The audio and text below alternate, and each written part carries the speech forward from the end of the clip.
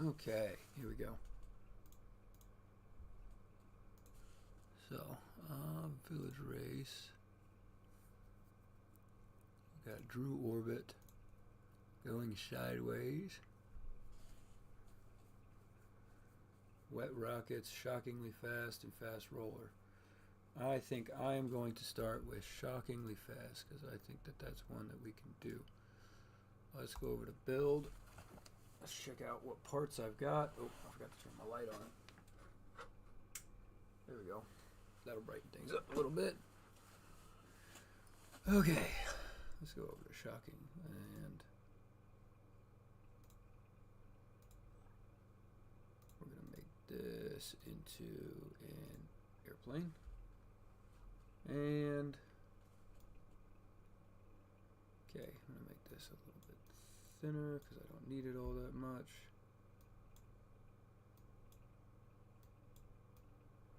Honestly, we don't want any gyros because we're doing this all. We're gonna do this all with just. So let's see here. We have a seat, so I can build a.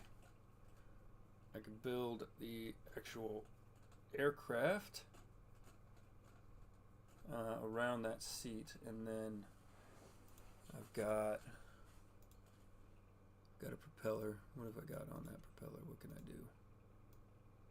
You do 3-blade propellers. You do a 2-meter diameter propeller.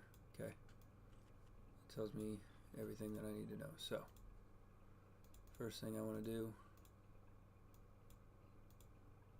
I would like to box this. I would then like for that to be as thin as possible.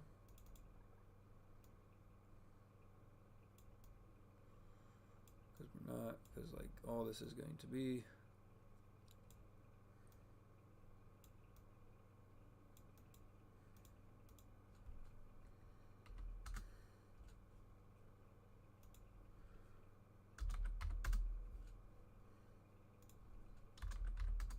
Alright, no.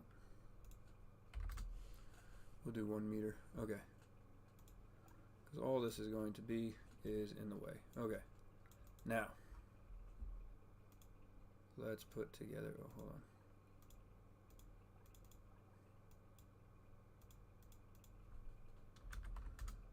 Right about there. There we go.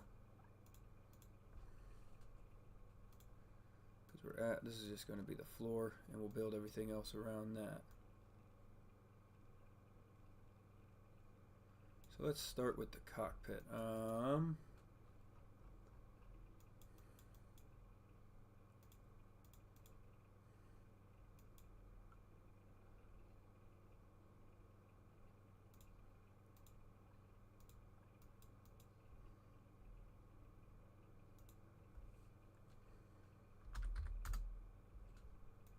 There we go, that's good.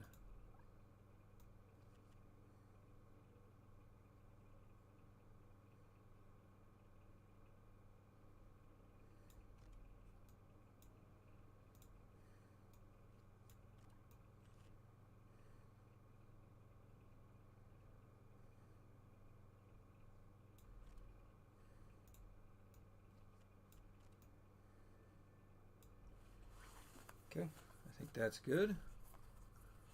That's where we want to put him. That's pretty nice and boxed in. Alright, so how do we want to do this?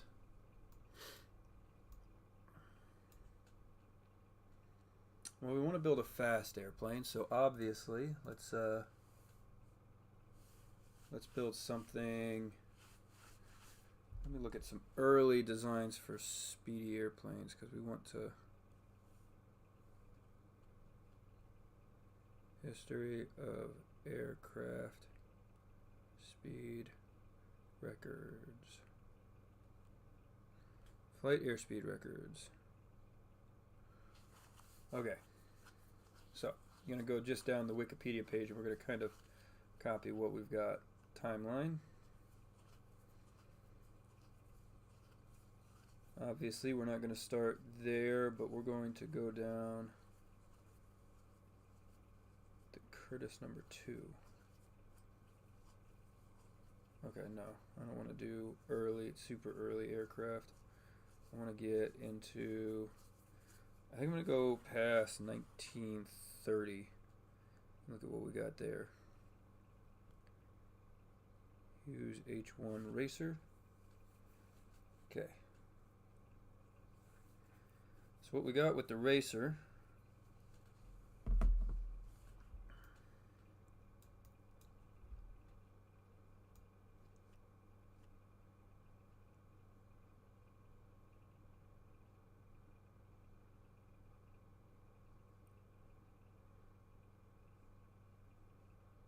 hold on, let me figure this out.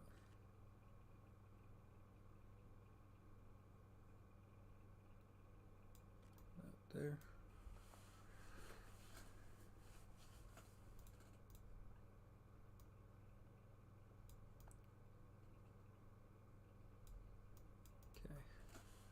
So what I'll end up doing is I'll sink that down and build the cockpit around that kind of thing. Because with the Racer, it had a really, really long fuselage up front and then like a big engine. Twin propellers though, but we're going to add a third propeller onto that just for fun. And so, yeah, I think that's what we'll do. We'll do the Hughes Racer plane, which I think if I just shrink this down this way just a little bit, we could pull this over here, pull this up to about where his head would have been, right about there, and then we'll just make it slightly larger, right about there. Pull that down right about there. Okay. A little more up there. Okay. Okay. Yeah. Yeah, I can do that. Okay. That looks pretty good. I don't want it to be perfect.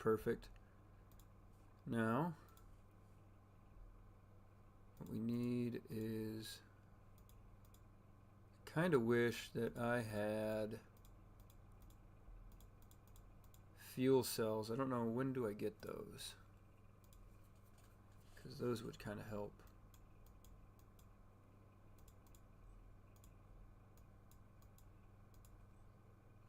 Ew, that's the next one. Yeah. Okay. So anyway, what we'll do now,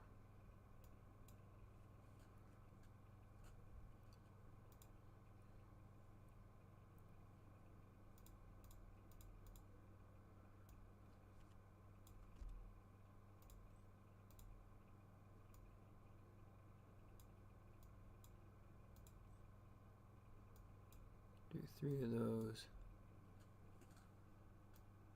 About like that. Yeah. Yeah, that looks pretty good. Nice and big. Okay.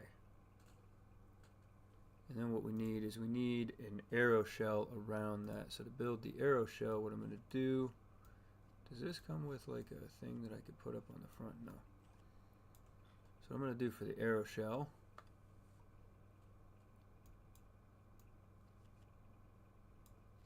I'm going to put this right about here like that. Because I don't have any fairings yet.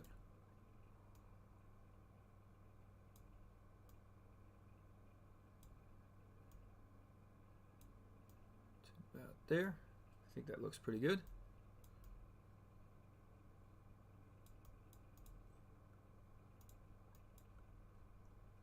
Okay. This part we need to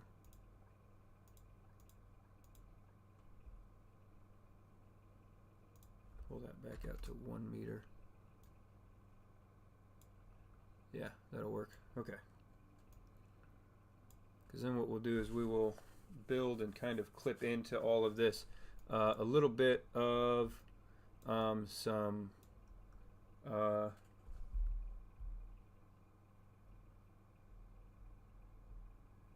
design.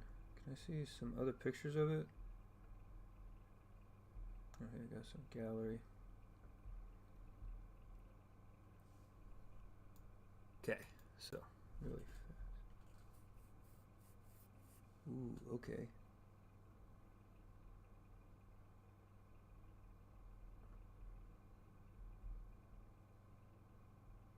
Kinda wanna look at that canopy. So it's kinda like a bubble canopy, sort of towards the front, but it kind of blends into a so I'm gonna do that there. Just gonna pull that back to about here, right about there. And actually for these, what I'm gonna do is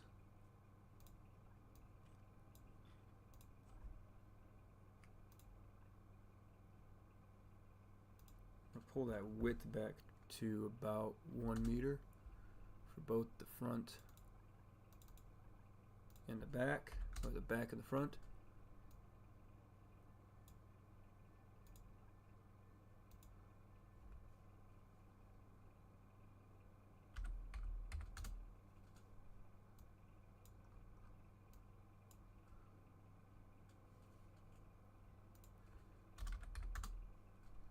Like that, there we go, okay.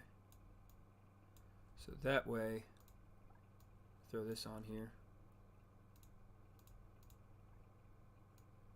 pull it back to about here.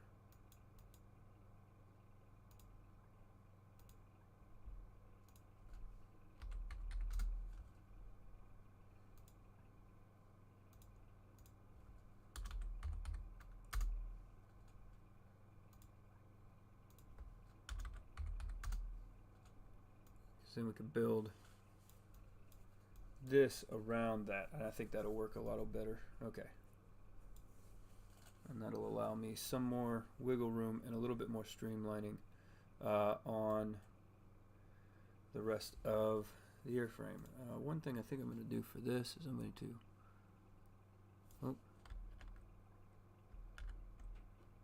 okay, just detach that really fast because I want to pull this down and flatten it down here just a little bit.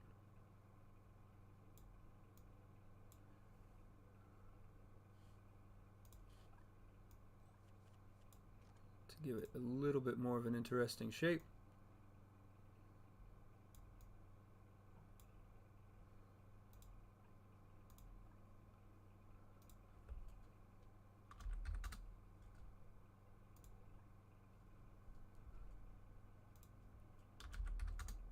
It's going to be really skinny up here.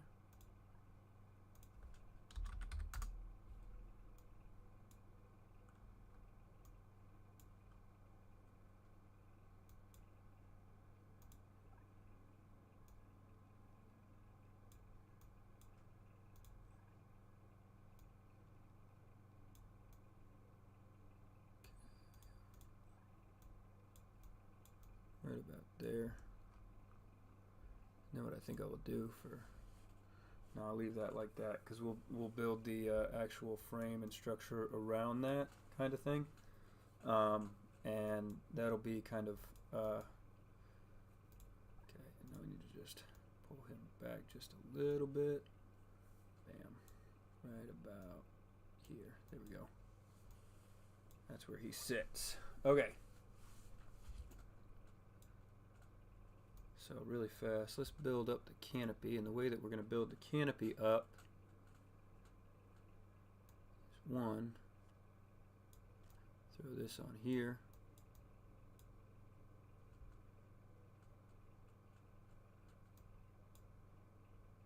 I'm going to throw this here because I want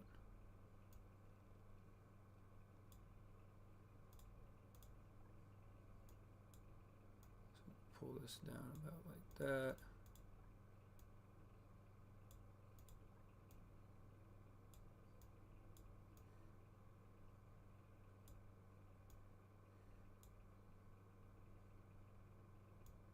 Pull it in just a little bit.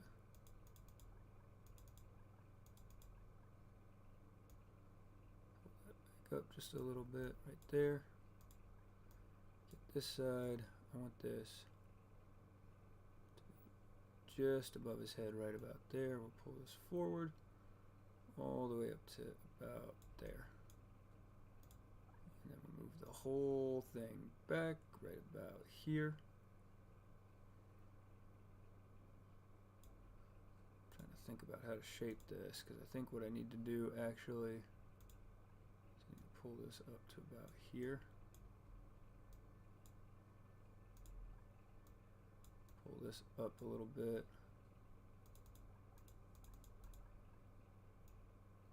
Pull this back. And then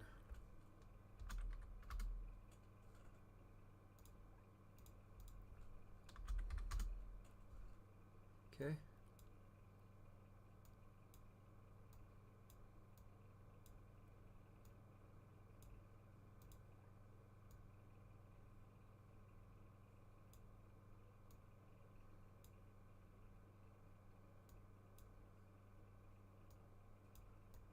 Flatten that out a little bit. Now we just push it back again right about, yeah, right about there. Okay. Looks pretty good.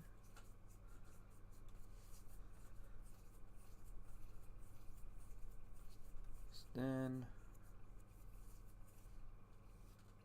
think about how to do this, how to shape this. All right. Because what I don't want, yeah, I think that'll work. We can just hold this as the shape kind of here. And then what we can do is we'll grab these structural panels, and these will make up the windows on the side that'll kind of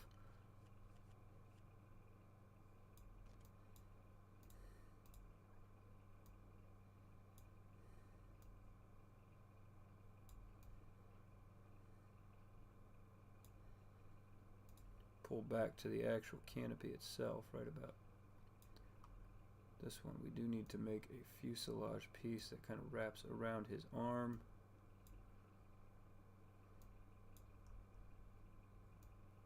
Because this needs to be focused around his head. And I think we'll go up as far. I'm not talking to you, Gemini. Shut up.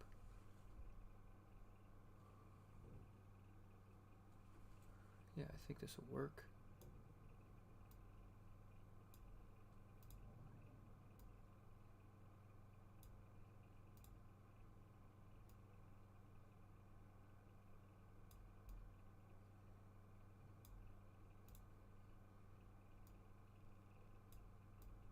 It's going to be a tight fit for him.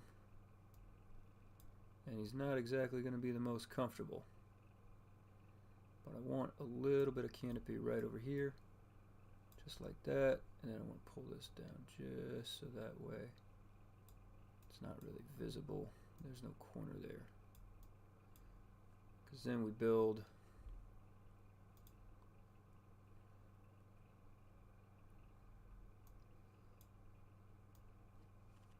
need to build the box that wraps around the back of his head. Not really wraps, but you know what I'm saying.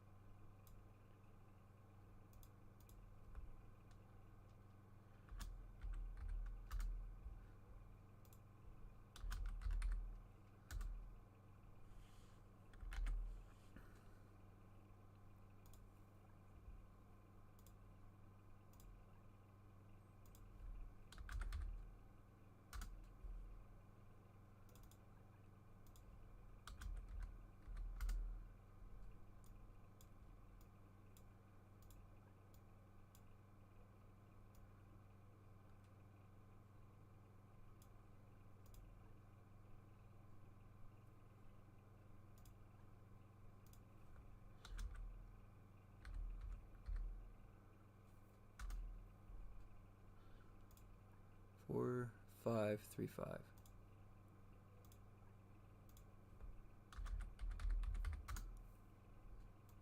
Right about there. Okay. I like that. I like that. That looks good.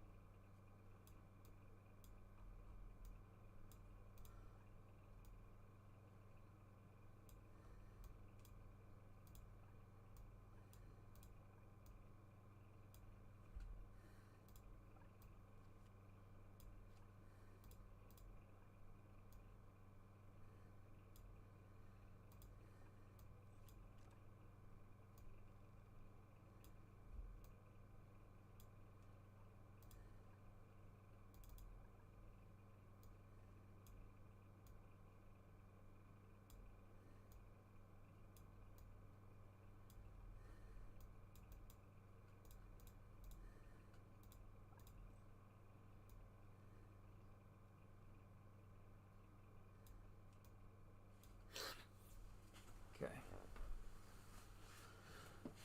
So anyway, next thing we need to do, we'll add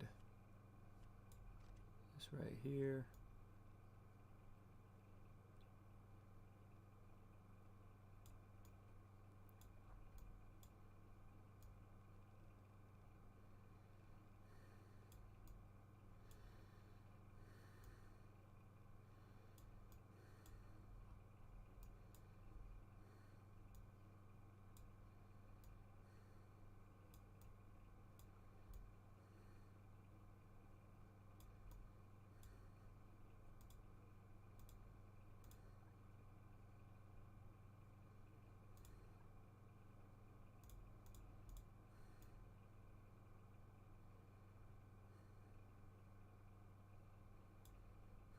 Interesting.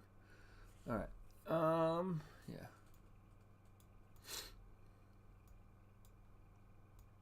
Okay. And then I click on this. Mirror it. Go into paint.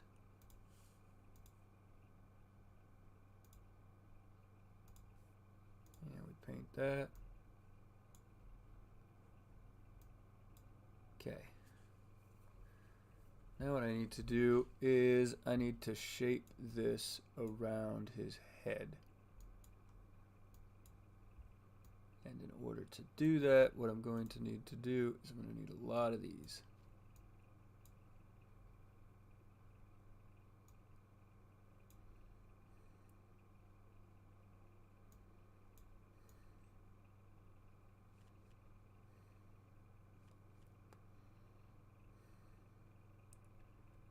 So let's start right in the middle, shall we?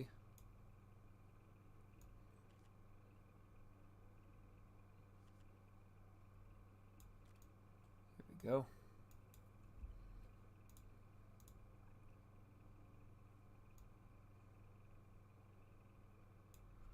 I'm not going to go too crazy. I just want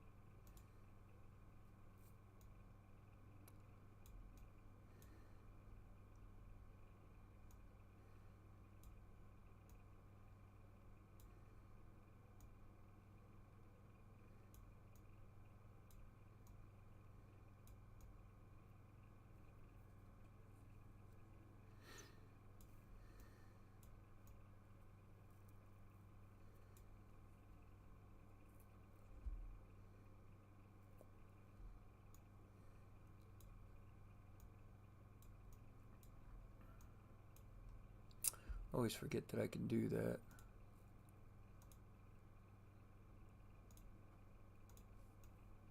Okay. Perhaps I should also just really fast hit this one, glass exterior. Alright. Okay. Now,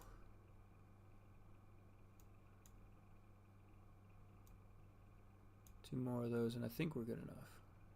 I'm not very good at doing this with like loads of parts, but we're gonna do our best.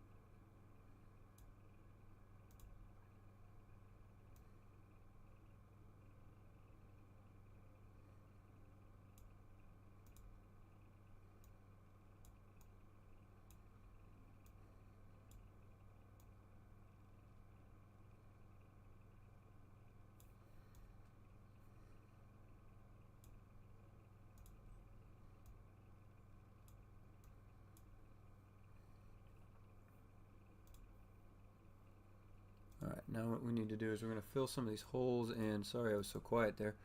We're just going to fill some of these holes in with one of these.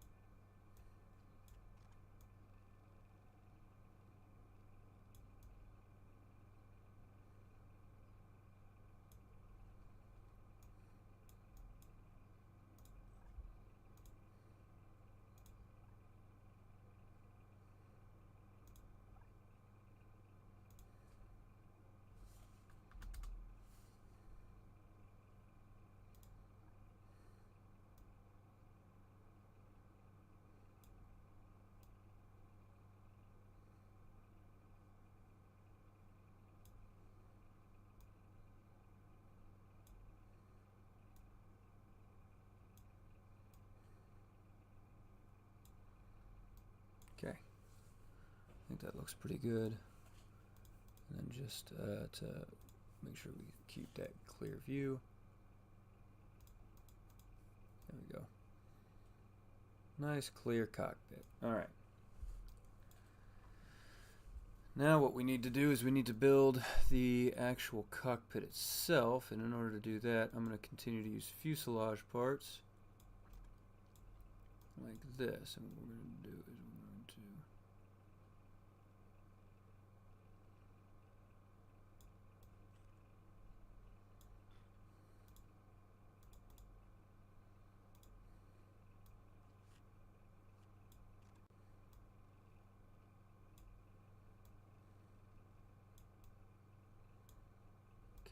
and then flatten out these corners on both sides, at least this part right here.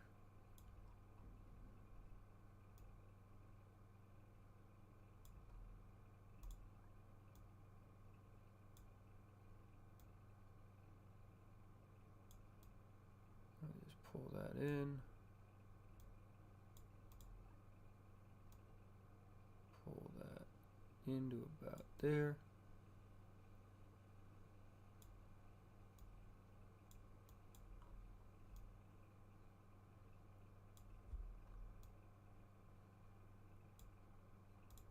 And what we'll do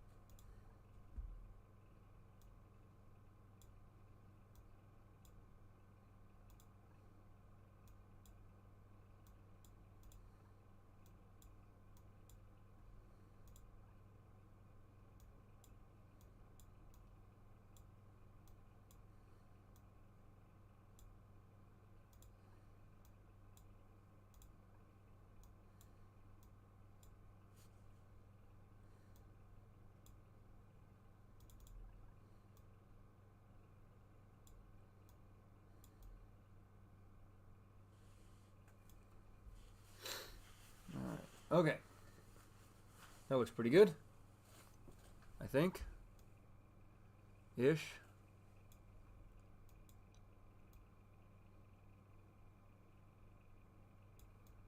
Don't like that thing.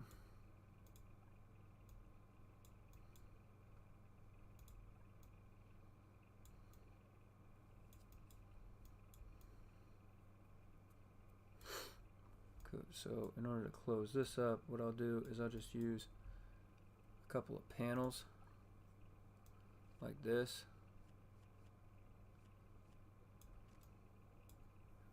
And what we'll do is we'll just rotate this like that.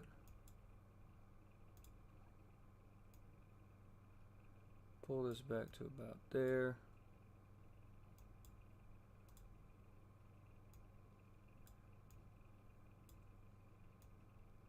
Give it a little bit of shape.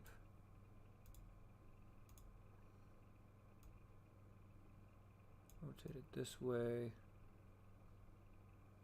a little bit. You know what I'm going to do really fast? I'm just going to pull this back to about here. So we're just going to pull this up. Let's rotate it a little bit more. Again, he's not exactly going to be the most comfortable pilot, but he's going to be secure.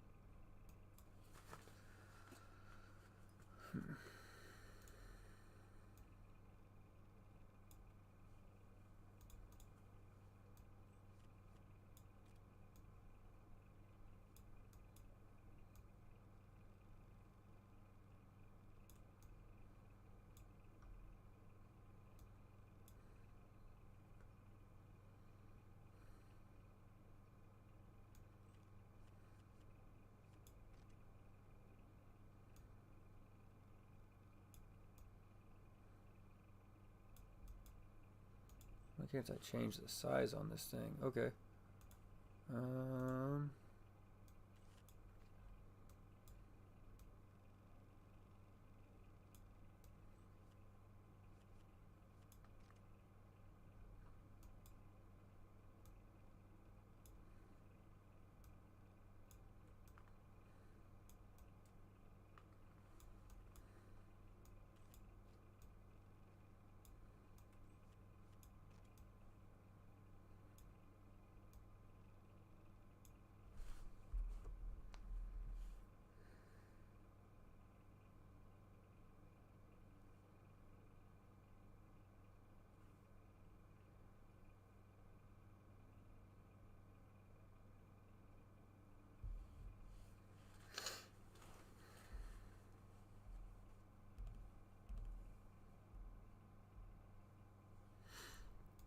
Sweet. Okay, so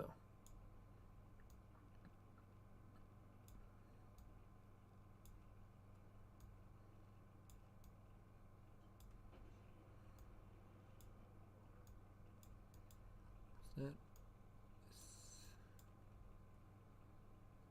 Yeah. All right.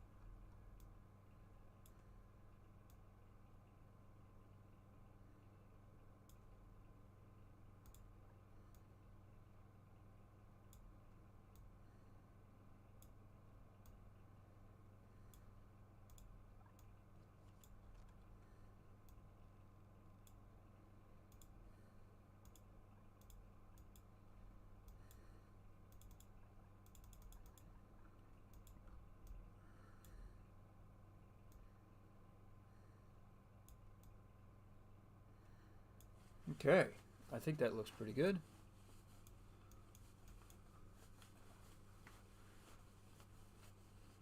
All right. So, let's. This is the catalyst of it all, I believe. So if we just selected part is connected to the graph with more than one attachment. Make sure it's connected by just one for symmetry mode. Where is it? Multiple.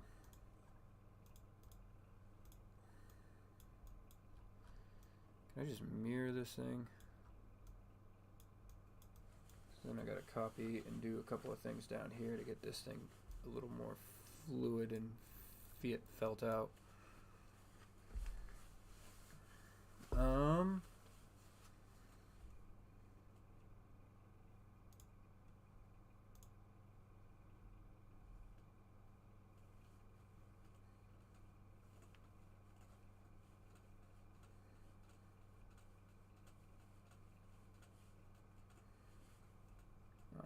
Okay. Okay. That is my mistake. Alright. So hold on. Let me see here. You just have to trust the process, okay? Trust the process. Alright, so what I think I'm going to do is I am going... Oh, hold on. Can I mirror this?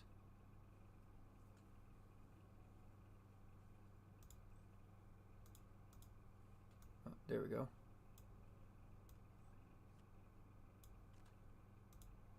Mirror that. And then...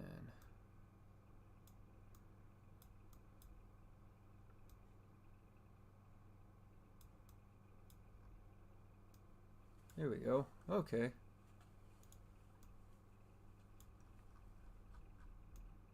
Now to seal this bottom part right here.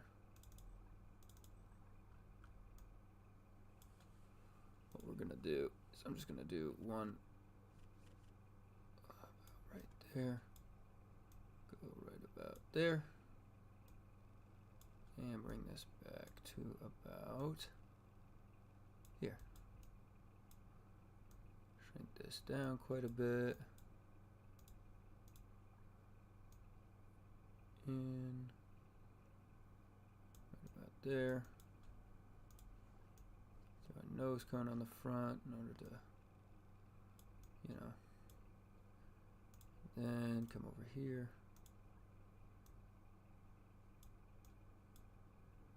Get the shape tool out to just kind of pull that into a shape that I like.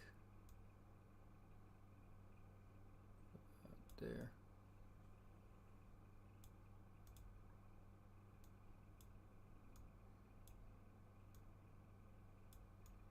Right about there.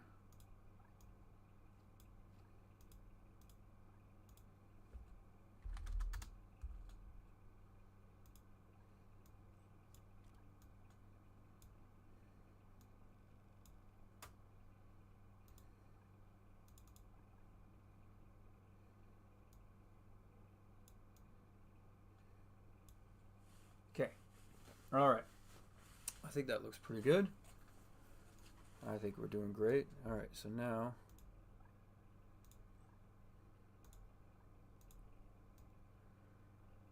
all right, there's the cockpit. We've got our astronaut contained and protected, hopefully. I'm going to actually pull this back to about here, because from here I'm going to grab this, and I'm actually going to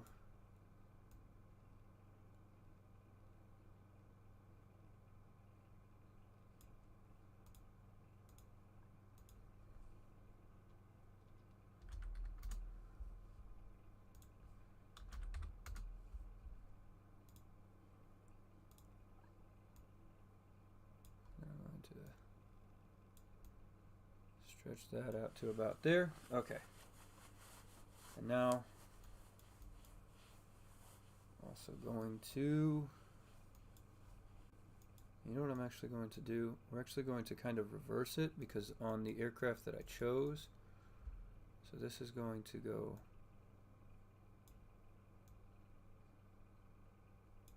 to kind of copy, kind of flattens out like that and kind of blends itself into that wing shape.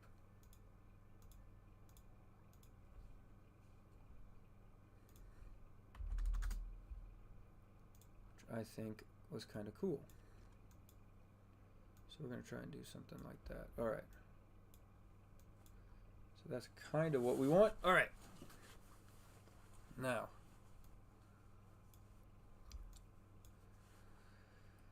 anyway, we're going to have to find a place to put the batteries. I think I'm going to just to add it some more texture and structure. I'm going to do the batteries up here. We're going to mirror those. Make it a little bit larger.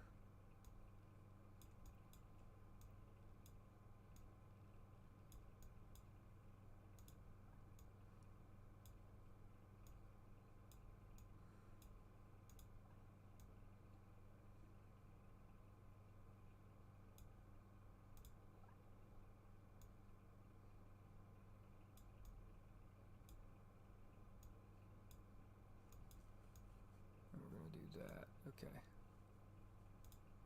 Actually, I'm going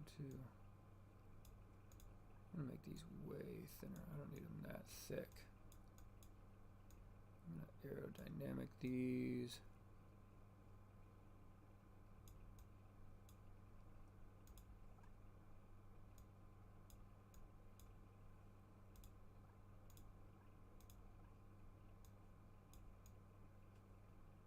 There we go. I think that looks pretty cool. I think that'll work for now.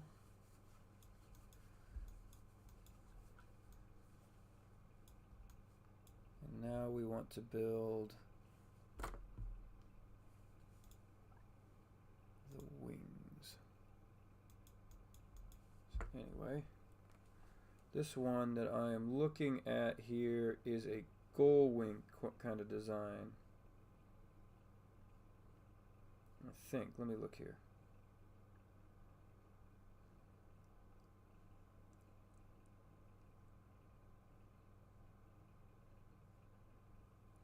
No, it's an absolute straight wing.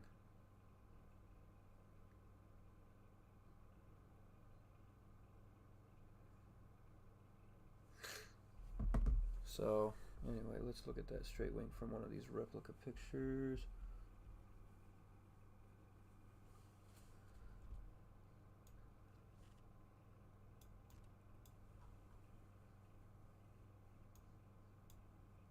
The wing kind of goes, sits low right about here.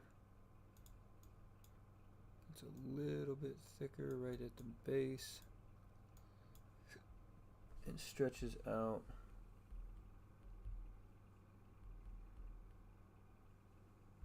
Let's look at some other pictures.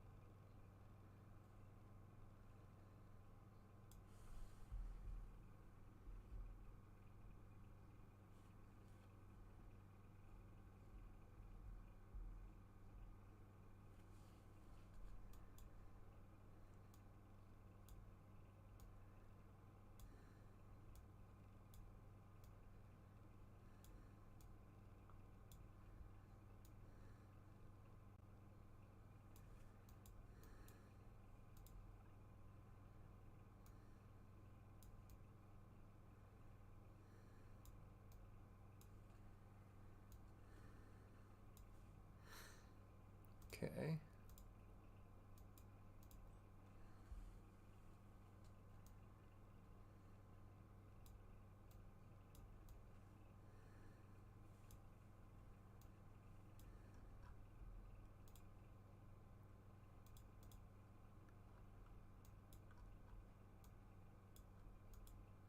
Now what we need are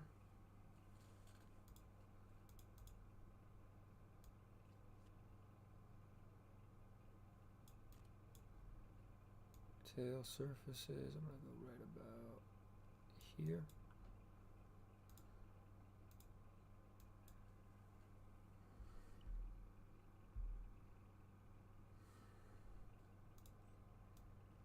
More control, so we pull that out there like that.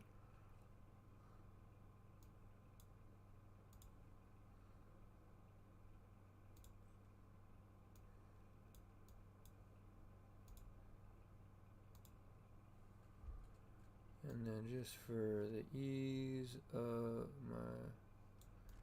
my feelings,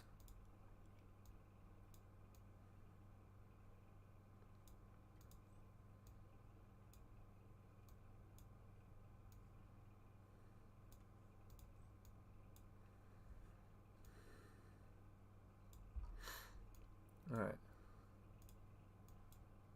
Let's double check a few things. Center of weight, center of lift. You gotta make sure that that center of lift is a little bit higher than the center of mass, but I think we're all right. And the fireworks have started. Great. Love that.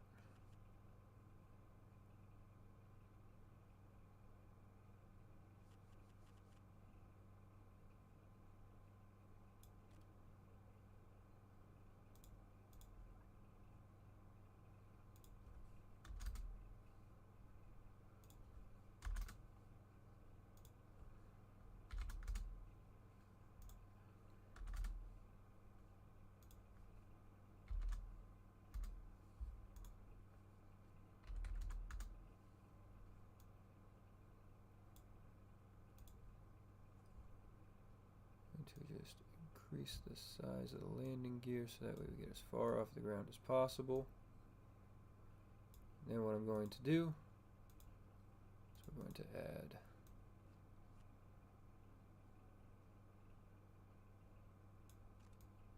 one more landing gear back here. And I think that'll do it, but this one we need to make sure has a turning angle. 20 degrees ought to do it. Alright. Now to make it look pretty. So,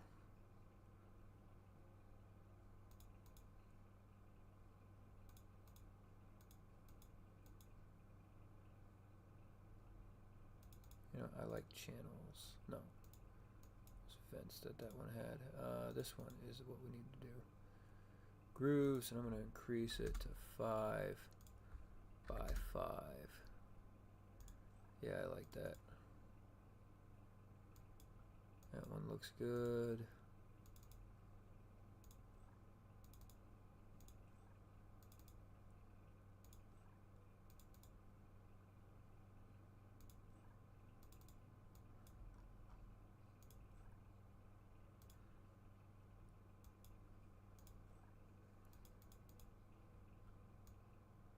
Okay. Now for the paint job. I think we're just going to do brushed heavy metal. Brushed heavy metal, brushed light metal.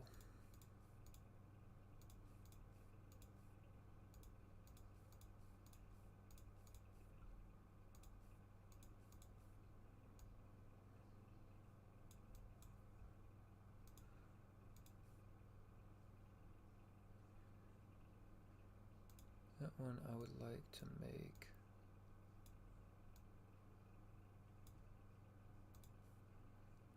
slight shade of yellow.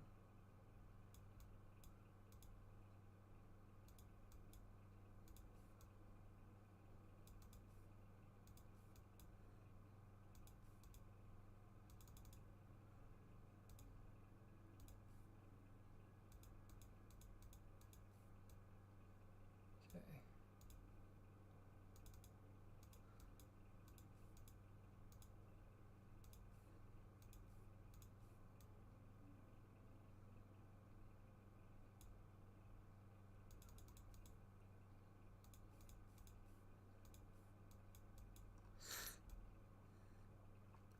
Okay.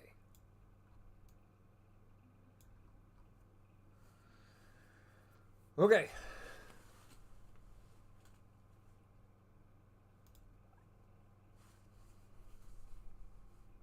We're going to call this one the G-1. We're going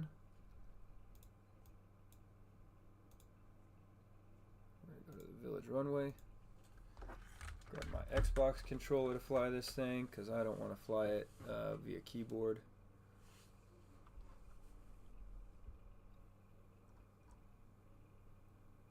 And we're going to do shockingly fast. All right. Make sure we're in chase view.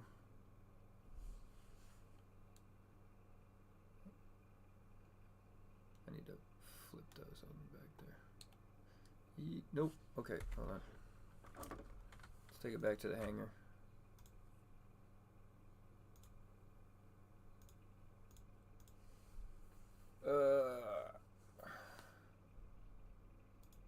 So this one, we need to wheel settings.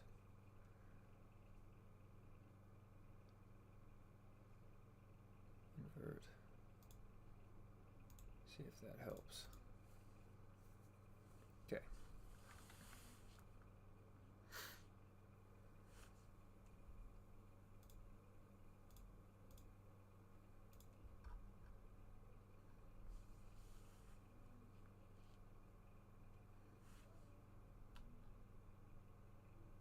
Yeah, that'll help.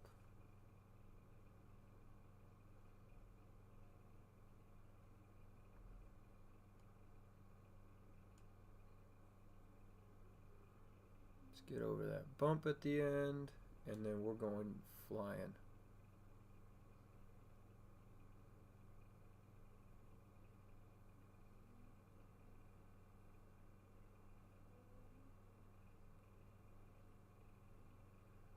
Okay, she definitely accelerates.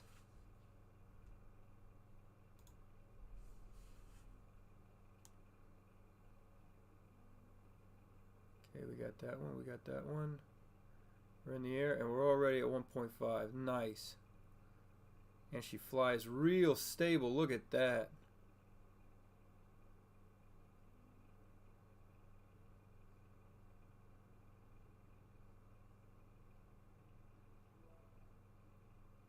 Let's do a quick barrel roll, test her maneuverability out.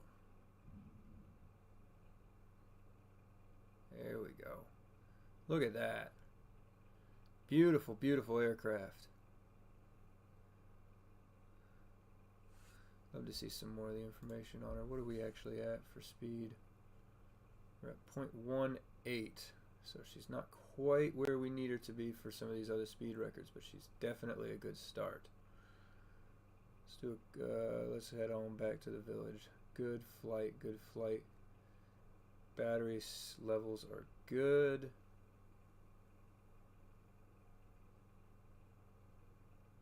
She climbs pretty well. Throttle back really fast.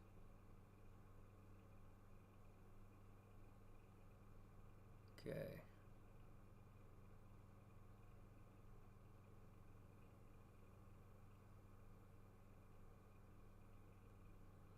Let's see how she glides.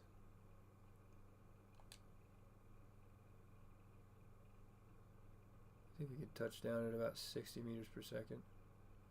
Let's see what we can do. Glides pretty well. Let's get it on the runway. An ascending landing.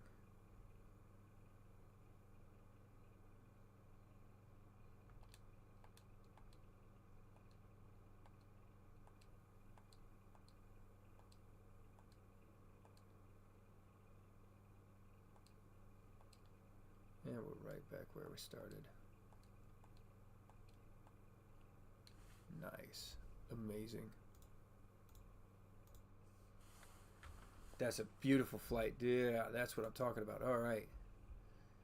So now, oh, they want me to do another endurance trip. Yeah, we could do that. All right, so we got village race. Through orbit, going sideways, wet rockets. All right, so I think we can hit a few of these all at once here. That's our airplane. Beautiful airplane. When we get some more contracts for aircraft, this is what we're going to modify to build into. So let's go back to build, and let's build our first orbital rocket. So see the parts that we've got. So we've got this one, and we don't have any parts for fairings quite yet. So for this, I'm going to pull this down to about 0.5 meter diameter. Put this up on top, and because I like it more, I'm going to go with the straight nozzle, or the straight one.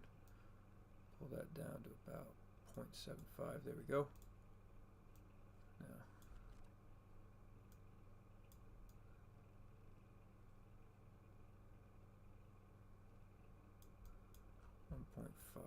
okay. Let's think about how we want to get into orbit. Now, there's an easy way to do this. I mean, the easiest way to do this would just be all gnome engines, which we can absolutely do. I could shrink this down to about 25%. We can pull this out to about there. Let's do about there. And we'll pull this out to about 2 meters in length.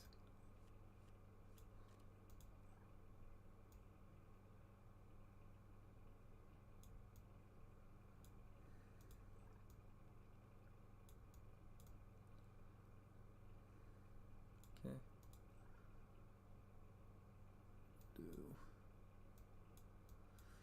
Do that one. There we go.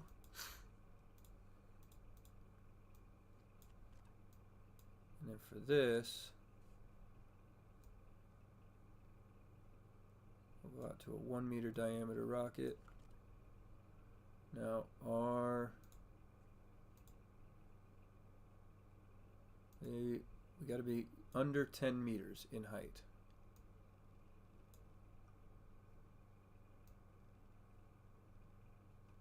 So let's go 5 meters there. 5-meter fuel tank. Let's go out to 675. 0.6 seemed like the right number for me. So then we could throw this on here. Now this. Yes. What? Yeah, a little bit.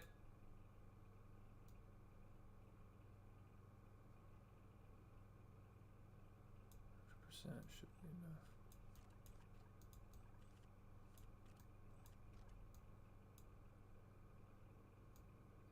Exactly 10 meters. So we're on the edge. But our starting thrust to weight ratio is 2.43 in our ending. So I don't want this to be that powerful. I'm going to pull the throat size back. That's going to increase our burn time but decrease. We're going to pull it back to about 50%.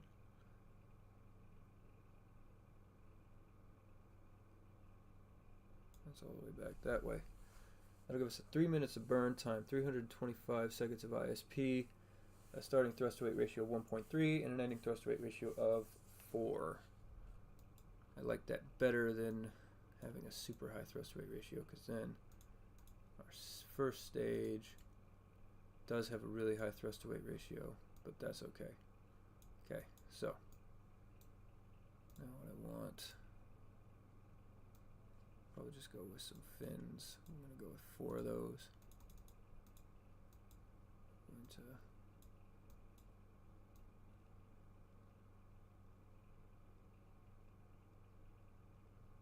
right about there. I think that's good.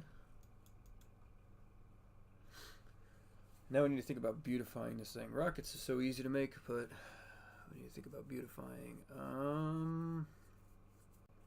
I think the easiest way to beautify this thing is just to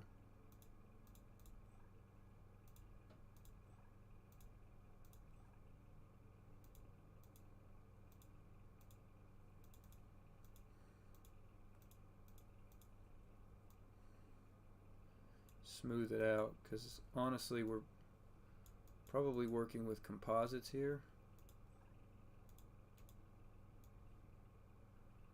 and then for painting we need to think about how we want to paint it. I think what I'm going to do, I'm going to do some interesting stuff with this one.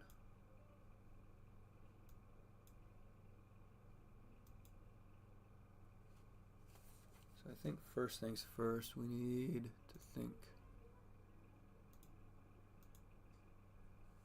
about how we want to, what colors we want for the fuel tanks.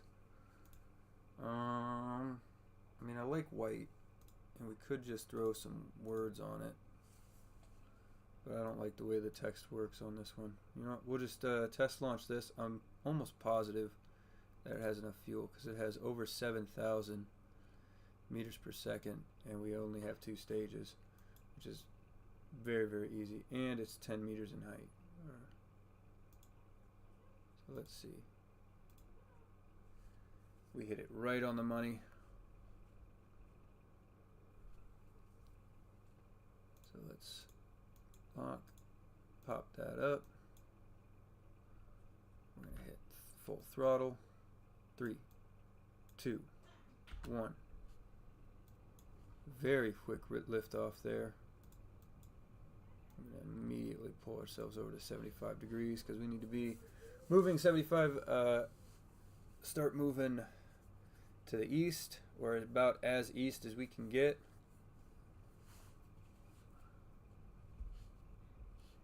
$5,000 over to 60 degrees.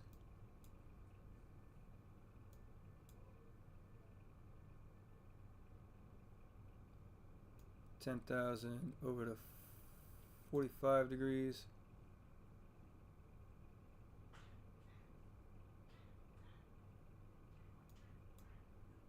We got a 30-kilometer apoapsis over to 30 degrees.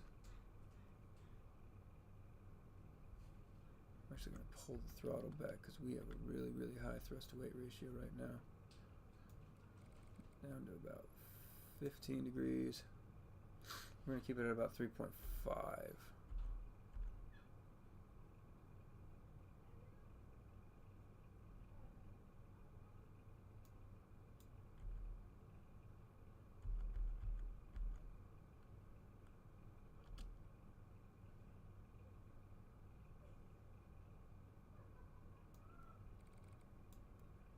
Kilometers. Alright, down to 0 degrees, and then we just burn this for the rest. Oh wait, that's my Mach number, thrust to weight ratio. Oh, there it is, thrust to weight ratio. So now we just throttle, yeah, about 2. We'll just keep burning at this amount until we reach stage cutoff. 7,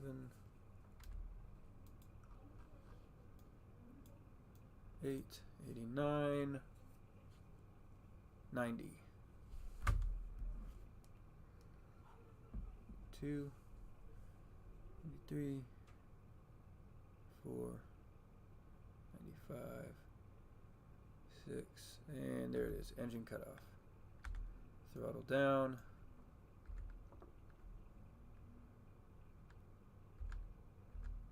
Three, staging. Just gonna do a quick burn to push ourselves away, just a little bit.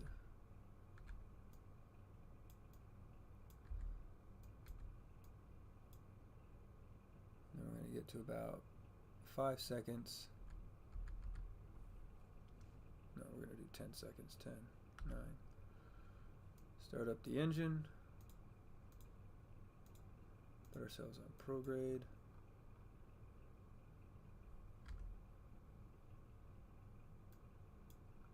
And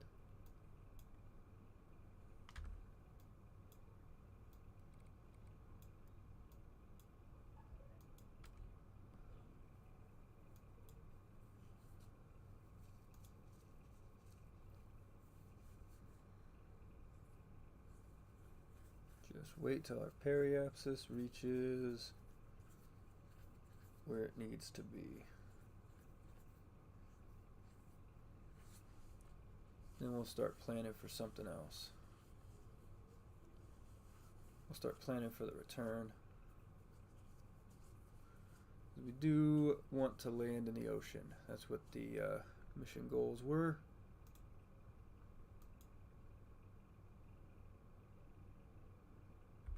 Alright, we have reached orbit.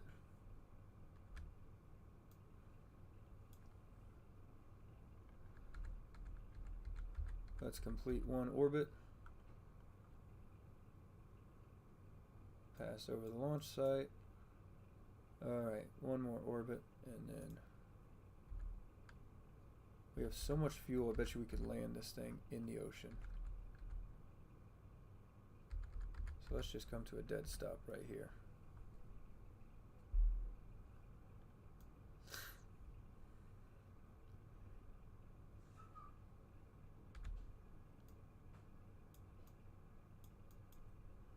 I guarantee you we can do it. We can bring ourselves well below the kill spacecraft re-entering speed.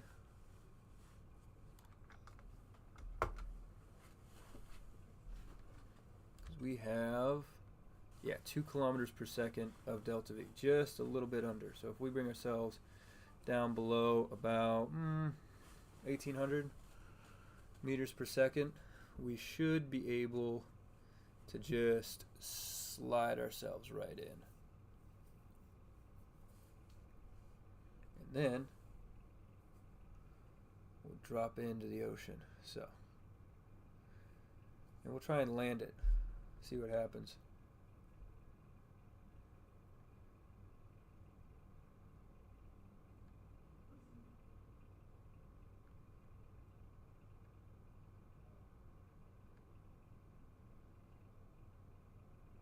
Let's get it well below. Let's see what happens.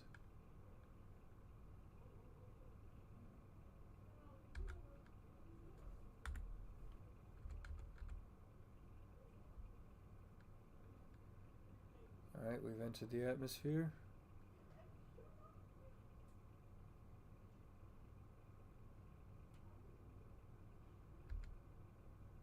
Speed's coming way down.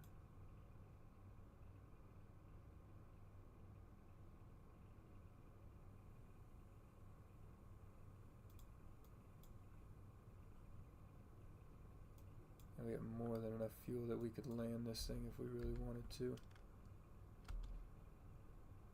So I think I will.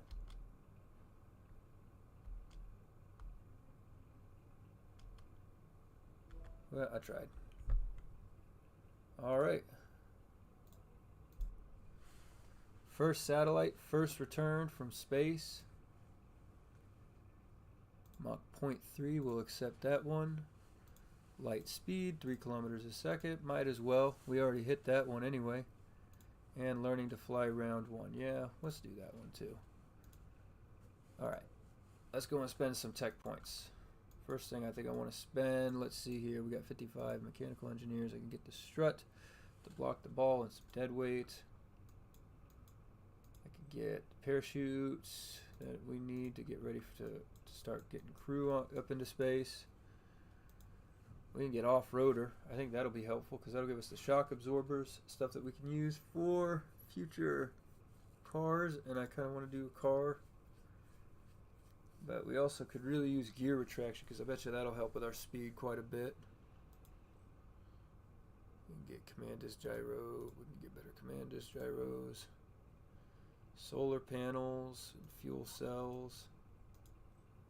Better wings. Display orbit lines would be nice. Contracts, increase the amount of max contracts offered. You know what? Let's do systems engineer for right now. Because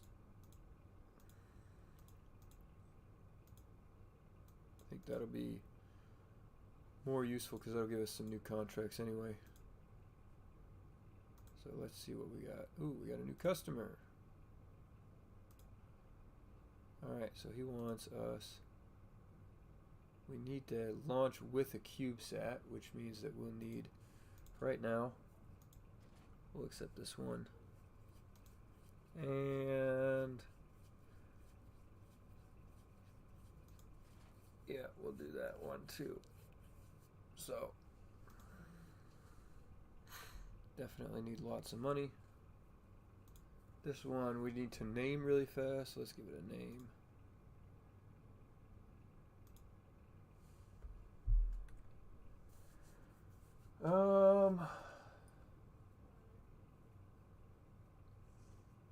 Interesting name. What would be an interesting name?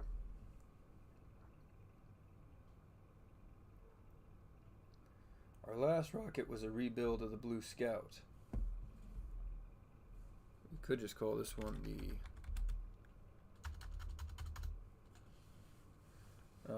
and we just called it Scout. We could kind of continue with that kind of naming scheme, or we could come up with something original. I think what should we call this?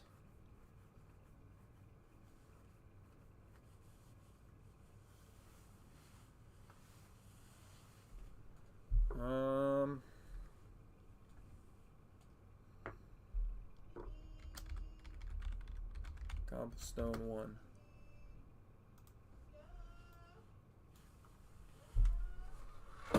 And my light fell over. Ah.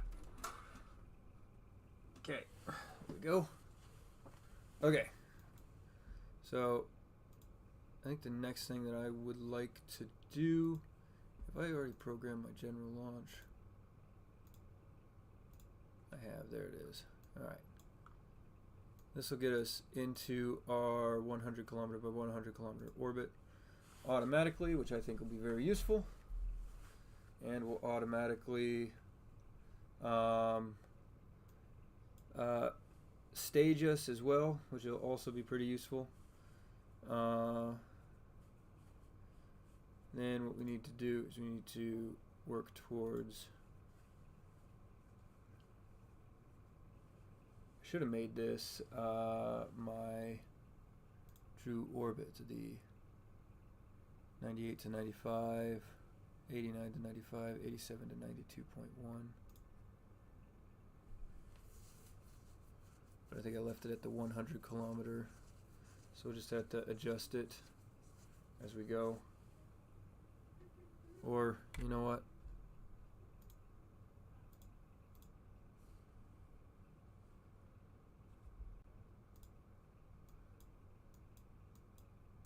While apoapsis is less than 89, no, we'll do 2, 3, 90,000.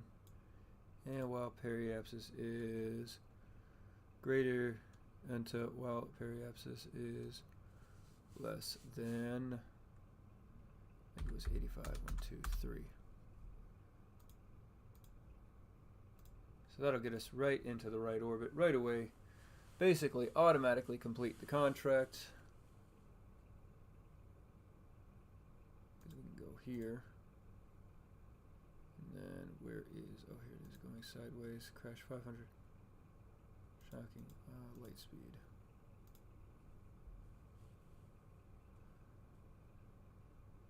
Reach 80 kilometers ASL. Yeah, 89 and, I need to just basically raise that to 87. And it should automatically do it, but that's alright. See, it's pitching over at the right rate for us. Heading down range. It also automatically holds our thrust to weight ratio at 3, which I think gives me the best amount of acceleration without going too fast and causing serious issues. So shockingly fast failed, but that's okay. We do that all the time. We'll get that one next.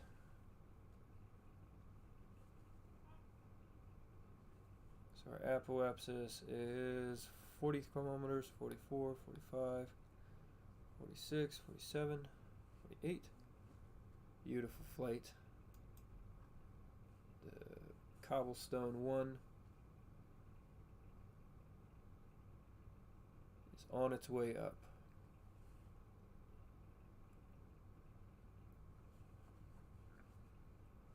$60 kilometers up. Apoapsis. 67, 68, 69, 70 kilometers. I think this should be able to do it without having to like disturb the other stage, but it might not also.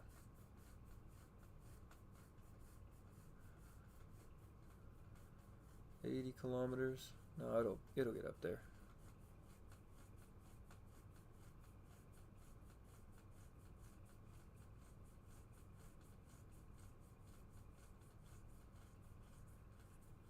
Engine cutoff. I'm going to automatically stage it because it doesn't auto stage when it's in space. So nice detach in the lower atmosphere, and the upper atmosphere will automatically push that one away, which that looks pretty cool.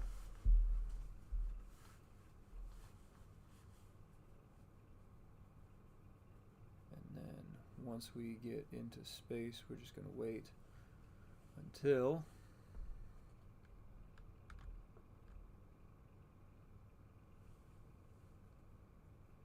I think it gets below 20 seconds, and then it starts firing the engine. Or was it 15?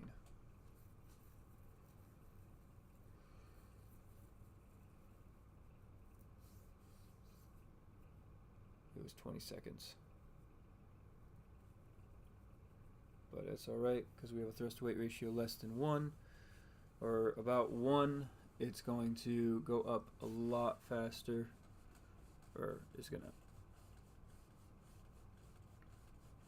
not going to do all that much, and we'll stay closer to, because I want a little bit slower an orbital insertion, hopefully.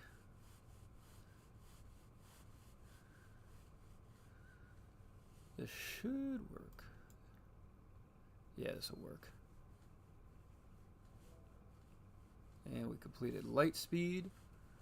There's another $720,000 to our bank account.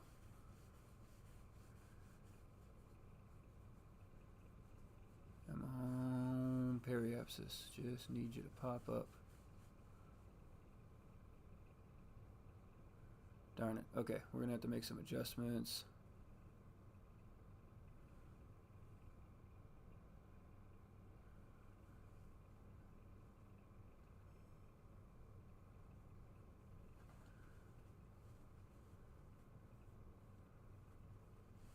How low did we get? Oh, geez.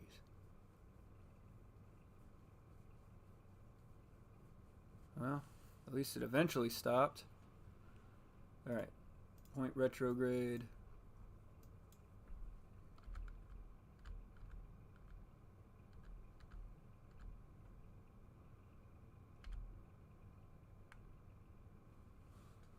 Pull that back as quickly as you can, please.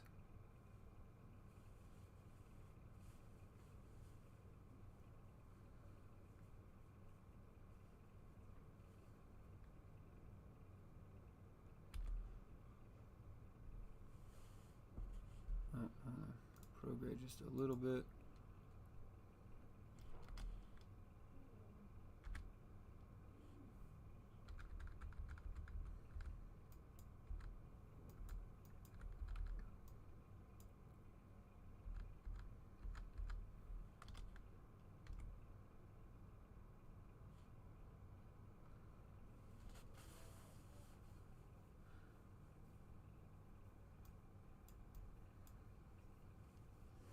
Alright. Now we just need to crash. Kind of want to see something here. This will be kind of funny. Sure, he won't be happy about it, but you know, it'll be funny. Let's get ourselves basically.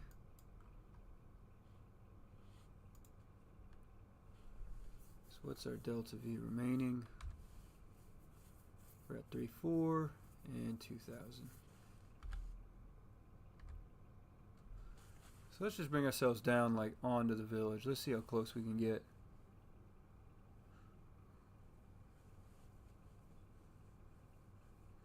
Let's look at us go. Here we go.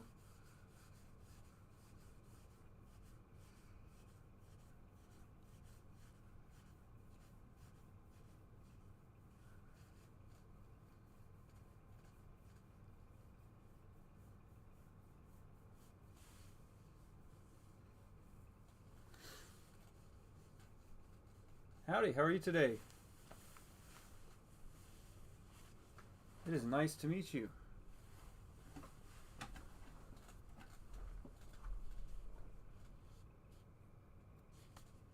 They said crash 500 kilometers away from the, they said to crash 500 kilometers away from the thing. I don't think I did that, but it's still going to count it because I went around the world to do it. I think that's pretty funny.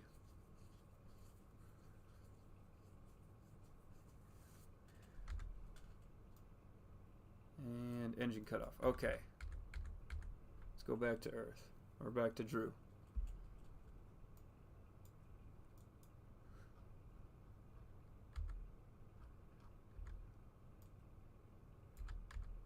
Hold on, I'm curious as to how far away we are.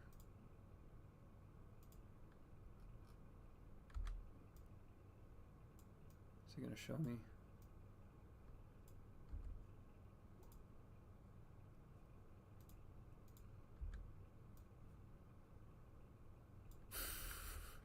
We're not even 100 kilometers away from the village. I think that's pretty funny.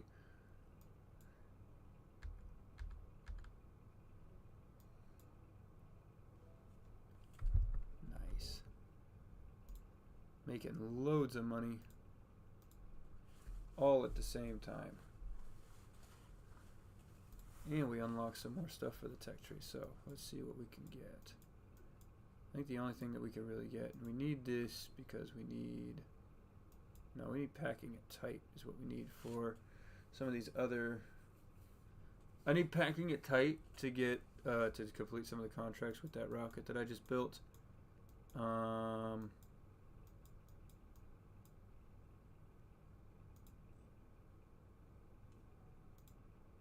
So I think what I'm going to do, we're going to look for some more contracts. Ooh, hello. 346 by 94. Yeah, I'll do it.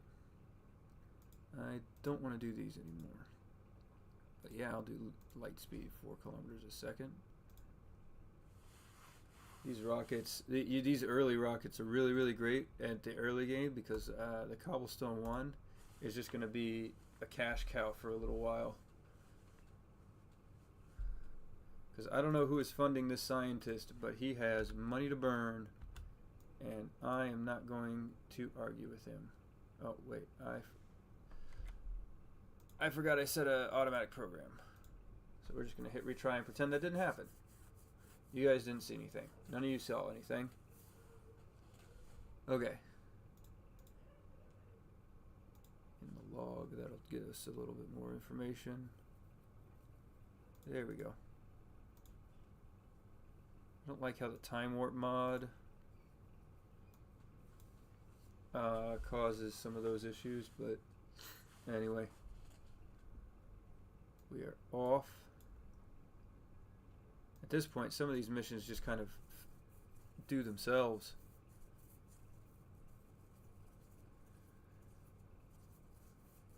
And I could, if I really, really wanted to, I could probably edit the code that I'm using for this to actually do this automatically. I just, there's some final edits that I'll probably have to do to the actual, no. That's all right. Is there? I think there is a way for me to assign specific missions to specific vehicles, but I don't feel like doing that right now because I'll just launch it and do the best I can.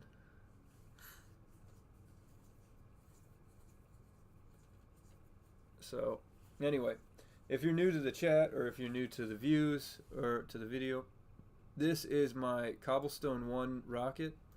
I'm kind of naming, I'm not sure where that name came from. I think I had like a Minecraft idea coming in my head for the name. It was kind of like this is the early game, kind of like how Cobblestone and Stone Tools are the early game for Minecraft, and so I thought, you know, I'll use early game terminology for this one. And its main job is well, to make me as much money as possible. By doing all these missions where every time that, I can't remember his name, the doctor pulls up and asks if I can send a spacecraft to a specific orbit. That's what it does until I can unlock the materials I need to make a satellite launcher. Okay. So now that we've done that, let's get rid of that lower stage a little bit, save some weight, and use the atmosphere to push it away, because I think that that looks really cool.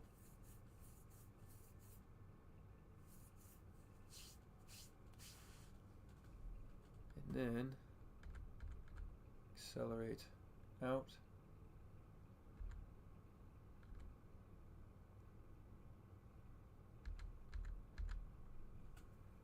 And begin burn at 20 seconds, which we've tested this already. It'll do pretty well.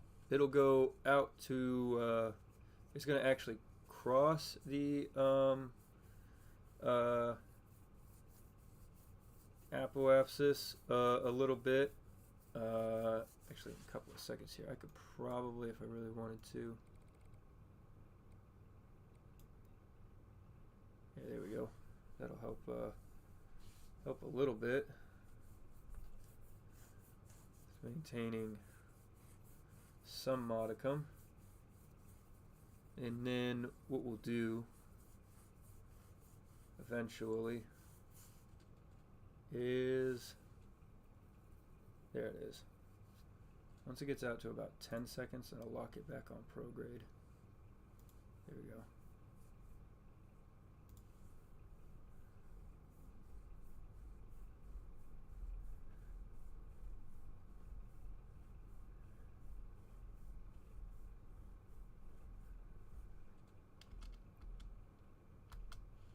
Just keep burning till we get to that 338 over there.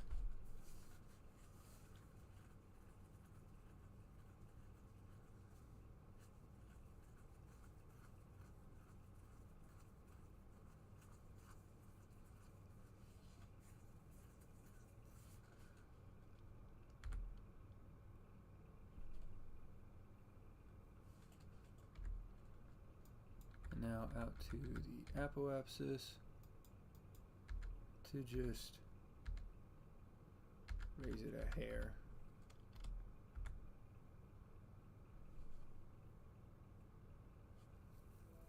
All right, now come back down to the periapsis.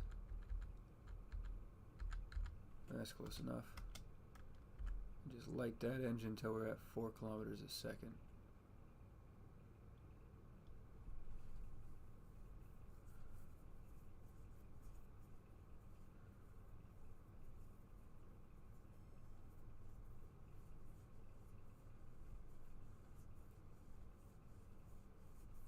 Six, 97, 98, 99, 4 kilometers a second. There we go. I want to see what that looks like coming out over here.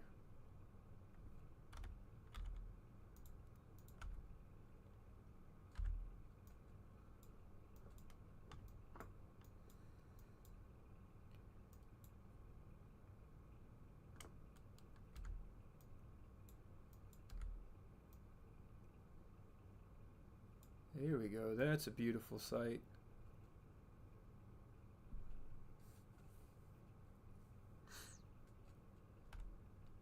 I think what we're going to do is I'm just going to save that. First satellite to actually stay in orbit. And another Drew orbit mission. We can accept that. Go to the tech tree.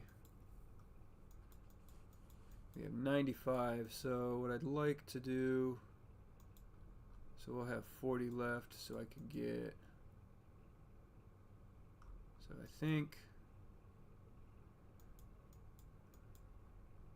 I want to kind of focus on airplanes for a little bit, airplanes and cars, so we're going to do off-roader really fast, because that'll get us some new contracts, and then we're going to come up here. I think mechanical engineer will be good because we can get that strut, which we can actually use a little bit more in some of our other things. All right, and we have $3.9 million. We have we can accept 2 more contracts. So let's go ahead and do that. Let's check out. Let's see what we can do. Mountaineers. Track some spotty tourists. Can you go up the mountain next to the village? Sure is hard, but we have a route planned to get to the top. Yeah, sure. We'll do that. And can't do the satellite mission quite yet because we don't have a fairing. So anyway, we're going to do Mountaineers. We've also got Village Race and Learn to Fly. For Learn to Fly really fast, we're going to pick up our G1. This is our racing plane. I'm rather proud of this. We just built it in this stream, and I think it's rather good. It doesn't quite reach, oh, hold on. It doesn't quite reach, need this right here. All right. It doesn't quite reach the speeds that we need for some of these high speed, but I think, oh, I didn't realize it was so dark out. I would like, oh, that's, I would like a little bit more light.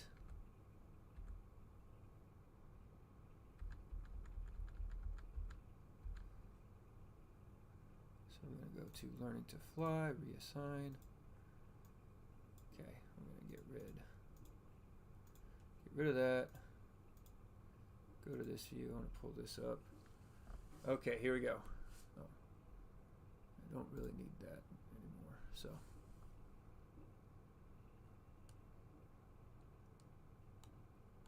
Did I not save it? Okay. Well, it's reversed. Gotta remember that, and I gotta fix that and save it.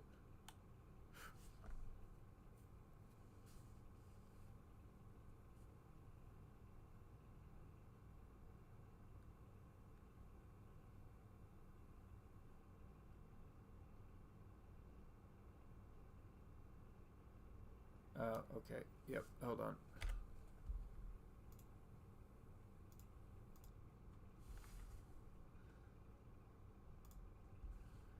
Back to build.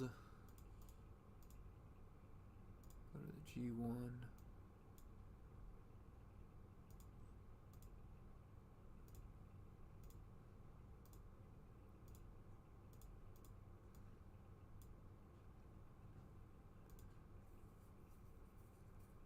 Okay, well, that was embarrassing. How could you do that to me right in front of chat? And I have to fast forward time again. Yuri doesn't mind sitting in the cockpit all night. He's used to it. But I would just prefer some daylight so that way I'm not.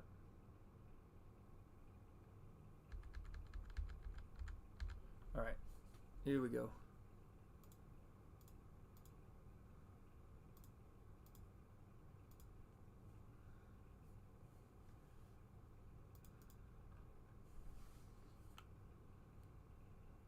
That's better. That'll be easier to control.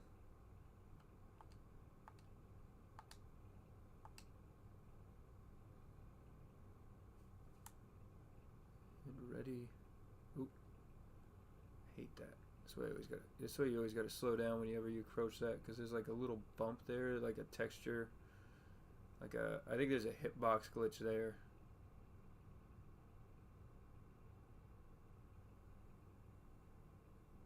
Oh, we get pretty close. Alright, here we go.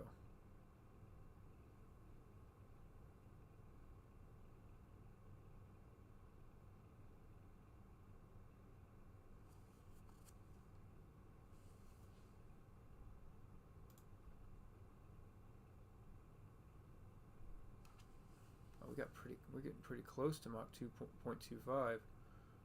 Like the only thing that's keeping us is I think we just need to reduce drag on this thing as much as possible.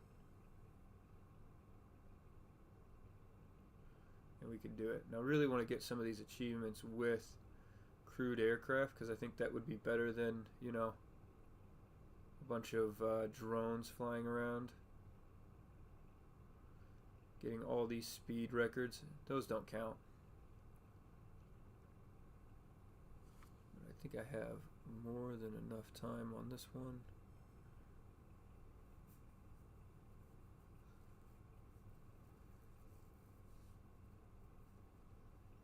Oh, we're at Mach 0.2, nice. We might be able to do Mach 0.25. Alright, ready?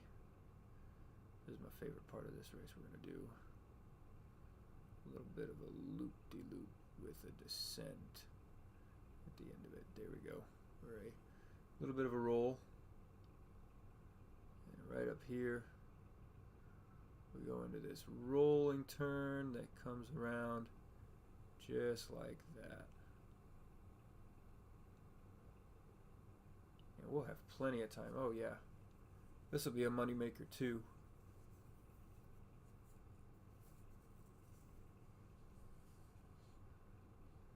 I do kind of wish, I know that like electric motors, I guess, was the easiest one, but I do kind of wish it was we had like piston engines to like put either into our cars or into our aircraft like they have in Simple Planes 1, because I really like those and I like the sound that they make, and I think that it would be way cooler to have like powerful larger piston engines to use to make our aircraft, to make some of these missions.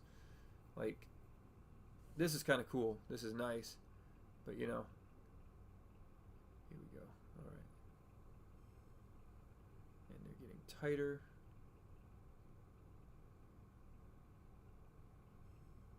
I just gotta get to the runway edge.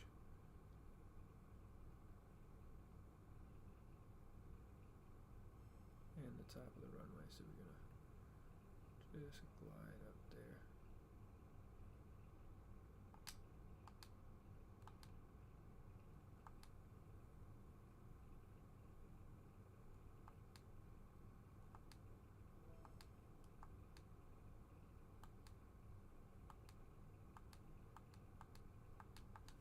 And that's how you do that. And I think we have enough battery. If I could...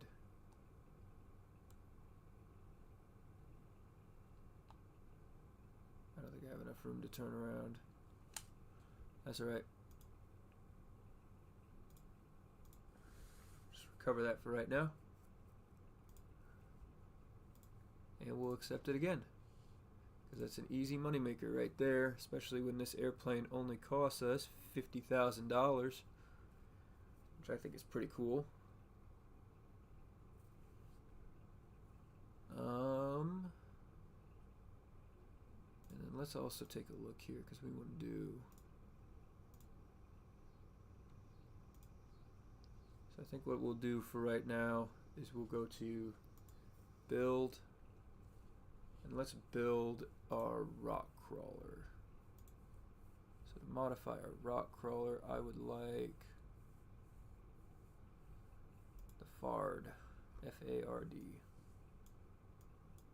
Okay.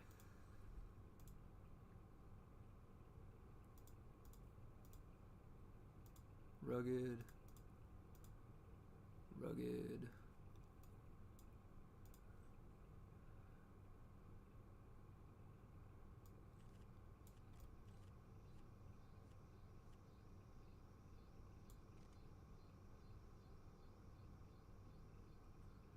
gonna do the same thing there for that.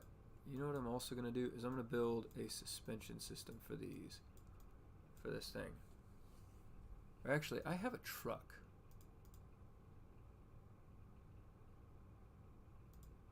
Is it the Independence? No, the Independence one was a big rocket. Tracked one. There it is. This is our truck.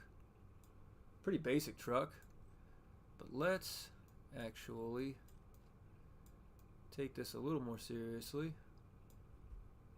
And let's build a suspension system for it. Let's attach a set of shocks to it.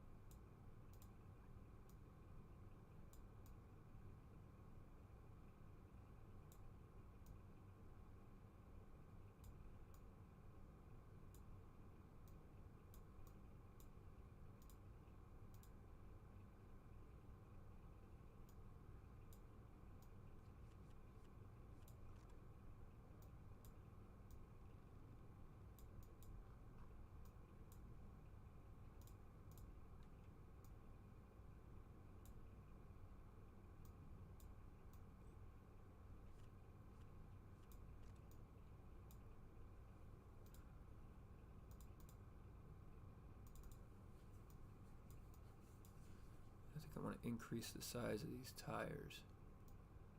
So we're just going to go, I'm going to go 150 on this one. There we go.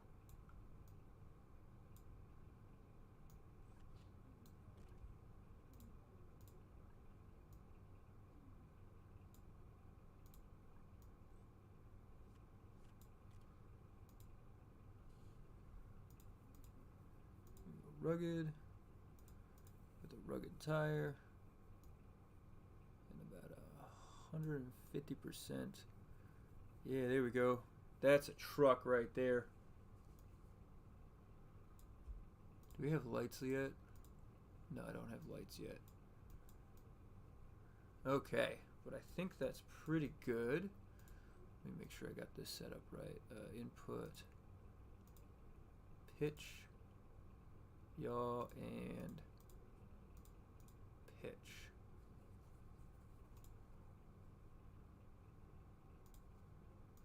This is the tracked 2.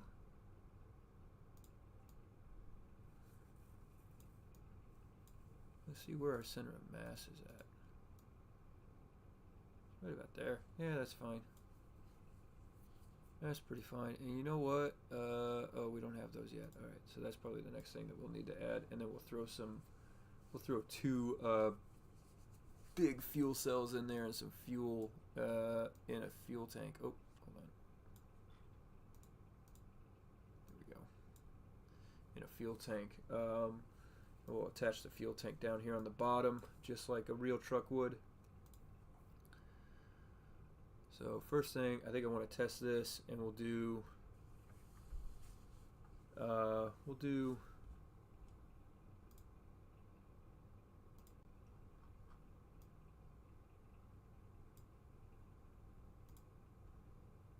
Let's do village race first.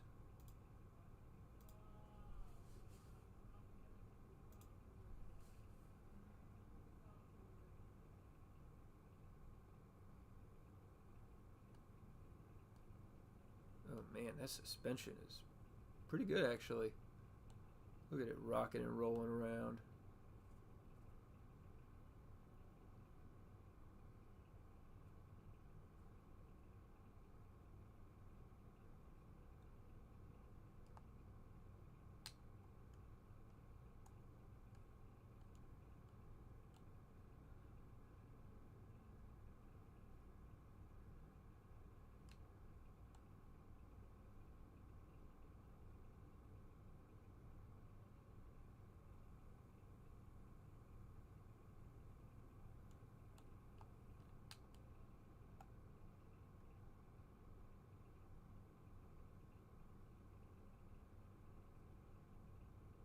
Can this thing even fit in there?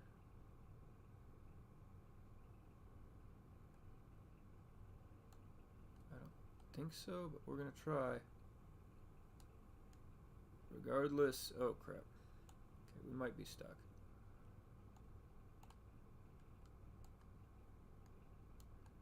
Average American experience right here with our big trucks.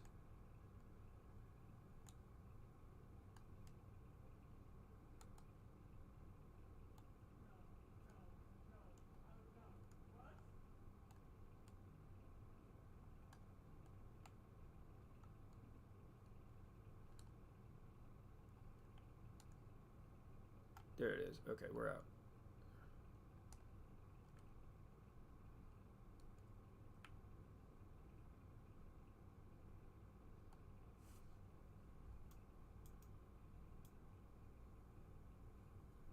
Man, this is really wobbly.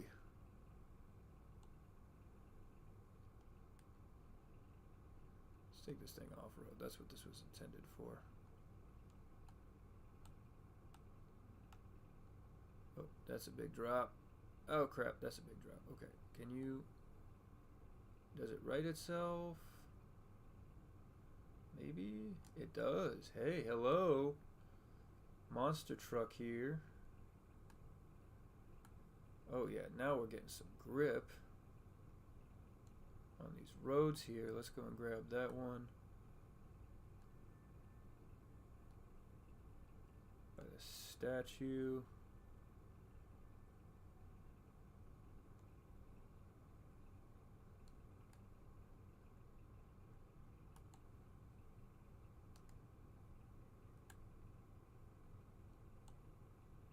Although I don't think we could fit through this.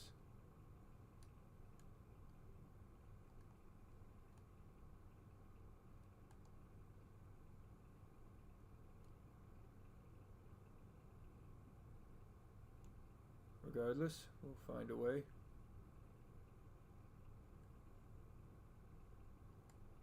Once again, average American experience. They did not build this village with big trucks in mind.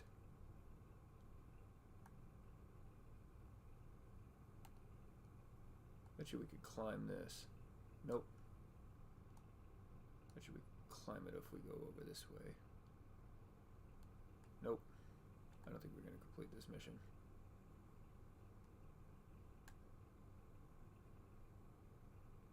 But that's okay. That's not what this truck was meant for, so...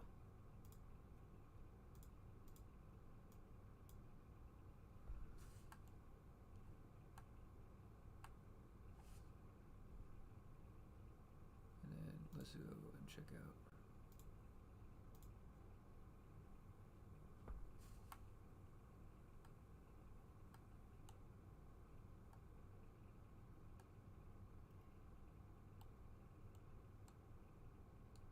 Oop.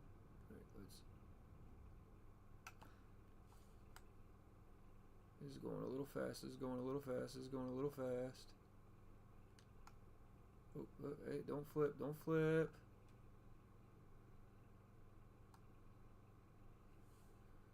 There we go.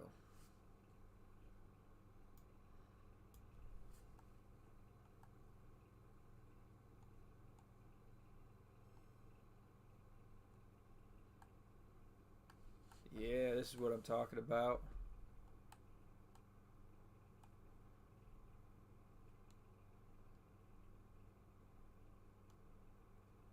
See how far we can drive with our truck. Off-roading. We'll get a racer. We'll do that other one with the racer. A smaller car. Bicycle maybe. I could probably get Yuri out and just have him run that course in 5 minutes. So it's not even that big of a deal.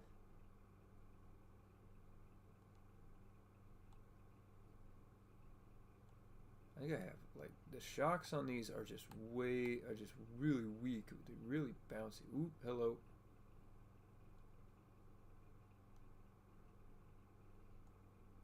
Alright, we've hit our first kilometer.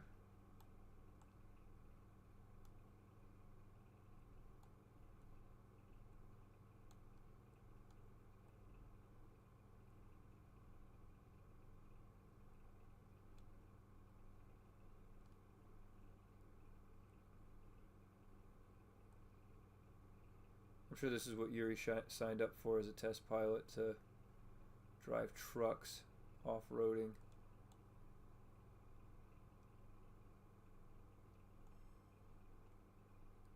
Although he's practically sideways on this mountain here. He's practically vertical. Let's see here. Let's head on down and find some smoother terrain for him to drive on. Oop, hello. I think I run at 15 meters per second. This thing is not going very fast.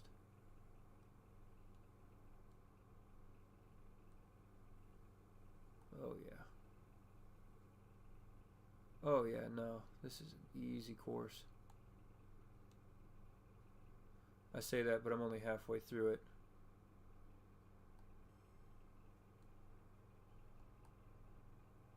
Oop, hello. Bit of a drop there.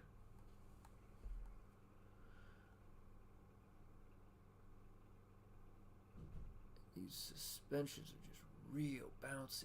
But I think that's actually helping me a little bit.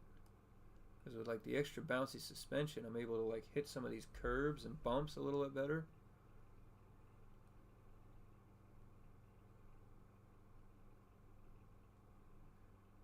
It's a good thing that doesn't start over every single time I get off the ground.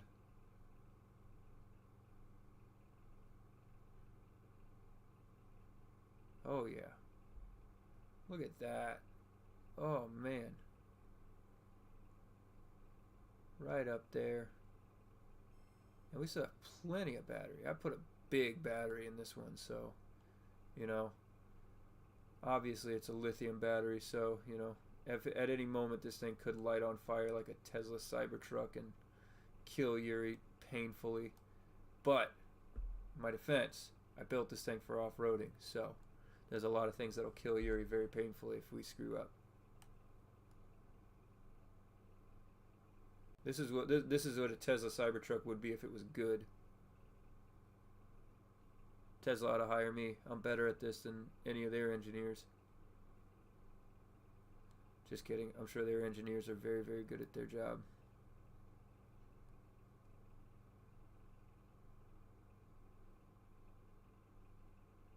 I'm sure that they were just working within their means. But I got to take an opportunity to make fun of the Cybertruck.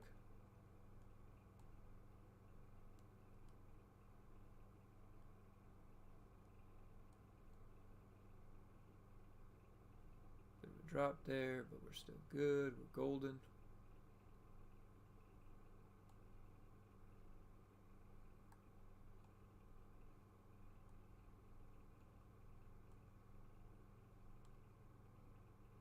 Oop, okay, we're up and we're up. Okay.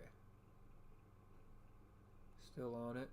Still on it. And we're only 3 kilometers into our 25-kilometer journey. Probably walk more than 25 kilometers in a day, but you know, still gonna feel like a bit of a slog. My rules are I don't want to do like cheesy things for this campaign, like, you know, make a robot that just drives around in circles for 25 kilometers, because I think that that's just a little, like, you know, you gotta explore. You gotta explore the planet, and there's a lot of really interesting things to look at out here. So, you know, I wish there was more to do, like more science, like collect surface samples around the. I think we should be collecting surface samples around these mountains here to, like, you know, learn more about the mountains. I think that'd be really cool. Or we could also be deploying scientific experiments, weather experiments, or other things at different points and different checkpoints, and, you know, kind of like that. I want to be able to actually do science in this game rather than just go places, because I think that that is kind of, I feel like that's the part that this game is missing. I feel like all I'm doing this for is for the money and not for, like, the actual, or because it's there. And, like, we don't just go because it's there. We go because they're interesting places to go to. You know what I'm saying? I mean, I can go to the Walgreens because it's there. Doesn't mean I should.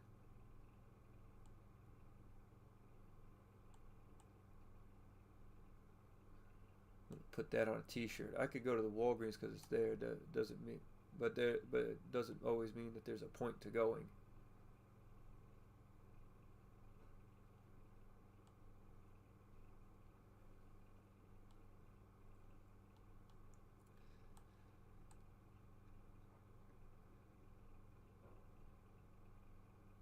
There we go. This is a great car. I am surprised by how good this car is, if I'm being fully honest. I'm not usually this good at building cars. So the fact that this one not only drives really, really well, but is like, those simple modifications made it so that way it could drive all this. And the astronaut in there, their job is to just flip it if it flips over in a way that I don't like. So this is genuinely really useful. And we have rock climbed and off-roaded our way to the peak of this mountain. Oop, hello. And we exceeded 4 kilometers. Nice. See, I thought some of those missions would help us achieve some of these bigger goals. Ooh, hello.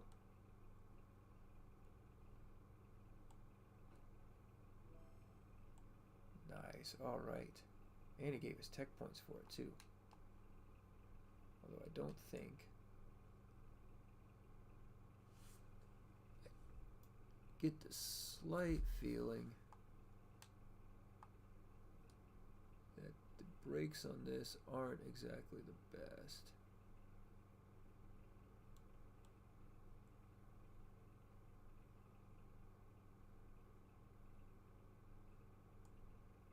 Let's just keep on going. Let's just truck on.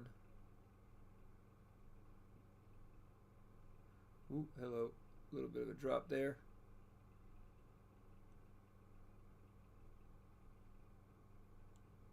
Really bouncy. Alright. Ooh, hello. That's a bounce. Ooh, there's a bit of a drop. Okay. Just trying to avoid driving off a cliff, eh? Like that. That's a cliff.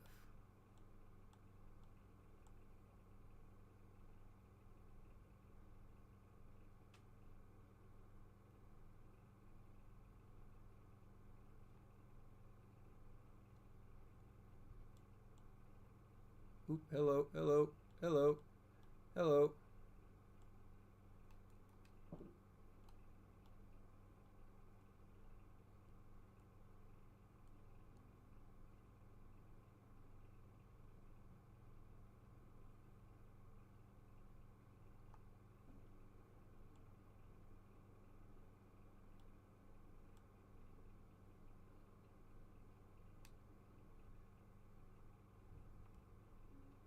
Here we go, here we go. Alright, let's just keep driving. Man, these tires are great, but also I feel very nervous being this sideways. Oop, hello, hello. Slow down, slow down, slow down. That's a cliff. Ooh, wow. Okay. Hello. Goodbye. Well, we lost Yuri. That's not good.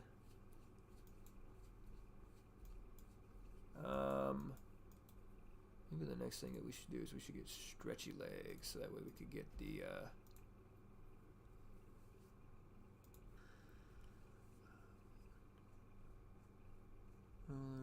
orbit. Ooh, mountain camp supplies. Yeah. So let's go to build. And let's just put the camp supplies in here.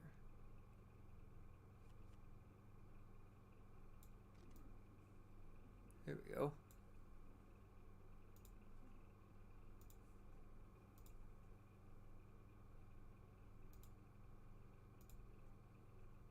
You don't have any astronauts available?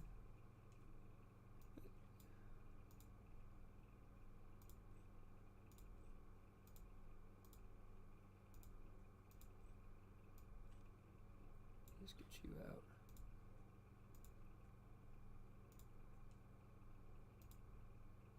But Sally's there. Oh, Yuri's dead.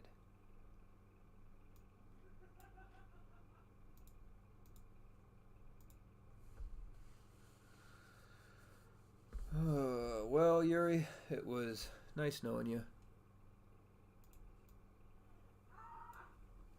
Alright, Sally.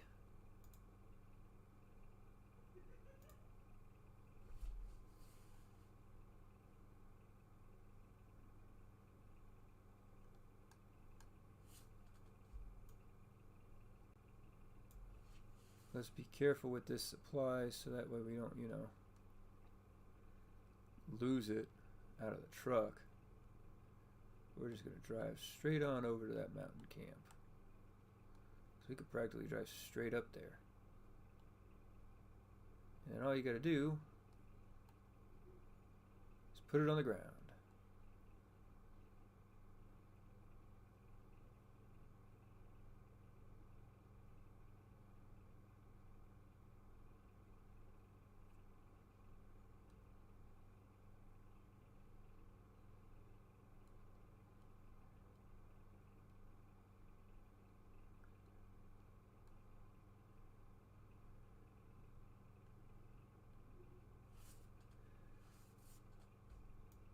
I'm going to take a bit of a windy road to get there just because I don't want to.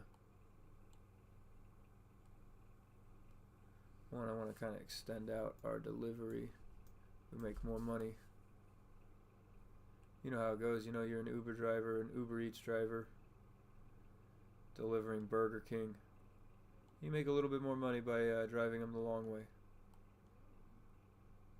Well, I don't know if that's how it works for Burger King or Uber Eats. Still got the box in there? Yeah, box is still in there.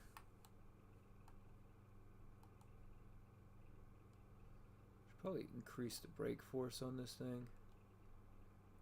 I think that suspension's keeping that box in there nicely.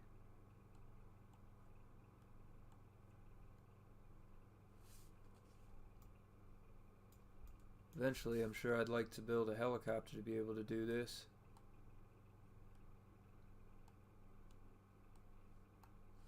like a drone or something. Oop, that is like a cliff right there. That's not what we want. Oh, hello. Alright, a little bit of a jump there. This is a little bit better. There we go.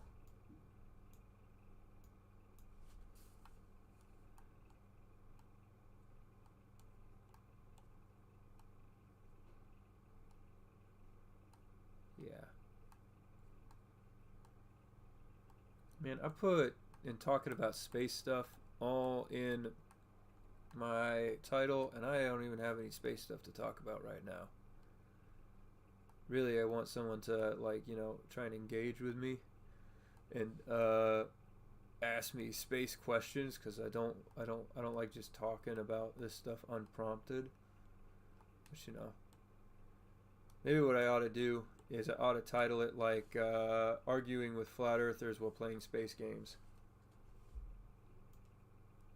That'd be funny. That'll bring in a lot of views on both sides. Totally won't cause arguments or anything, but maybe that would be the point anyway. Ooh, there's a bit of it.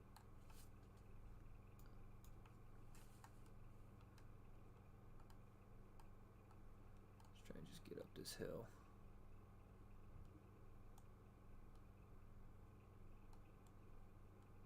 This is a very, very good car.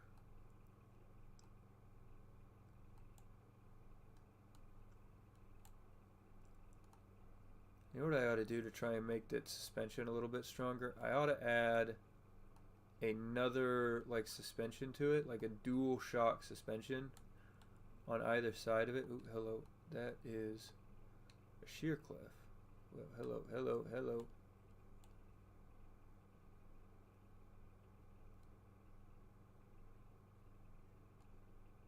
Not sure how I want to approach this.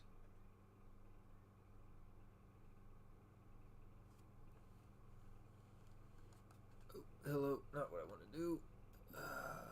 Yeah, I guess the only thing to do is to go this way. Do it slowly.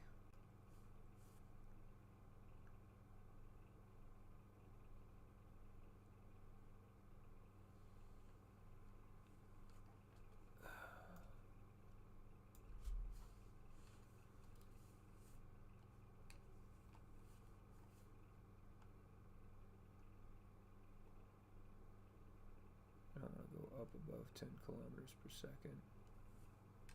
There we go. Oop, we're getting above 10 kilometers a second. Don't do that.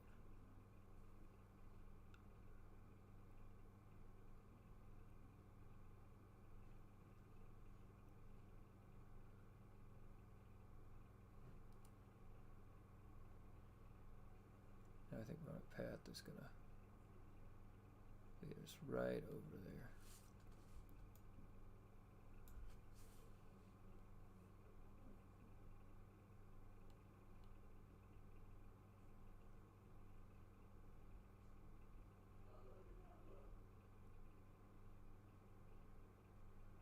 Eventually what I think I need to add is I need to get some hinge rotors, so I can open and close the back. That'll be like the next piece that I need to add to this thing, especially if I plan on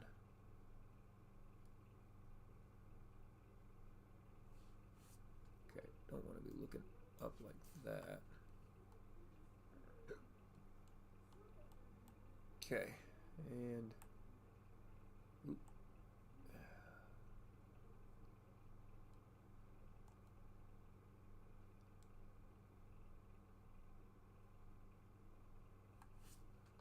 Don't like looking up like that.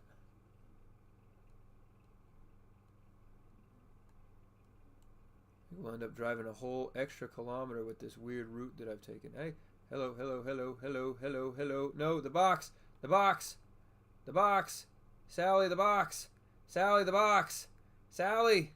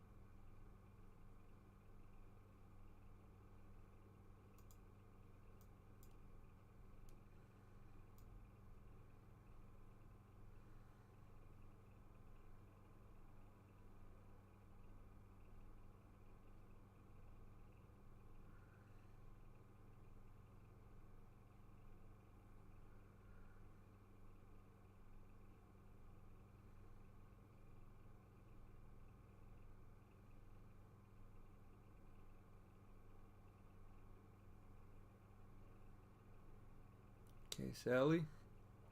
Don't walk too fast. Don't walk too fast. Don't walk too fast. Don't do it. Come on, you can make it up this hill. It's not that bad. And it's just a 1 kilometer hike, right?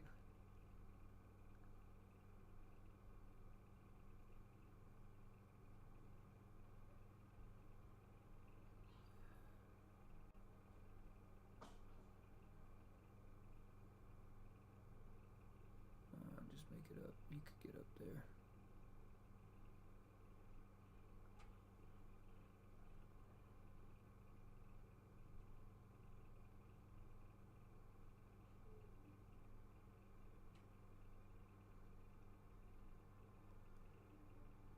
Little zigzag, just a little zigzag to make the climb a little easier. There you go.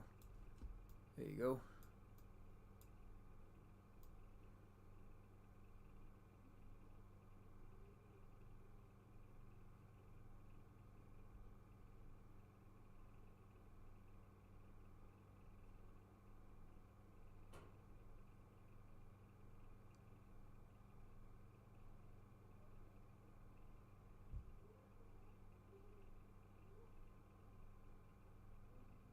Come on. It's not even that steep.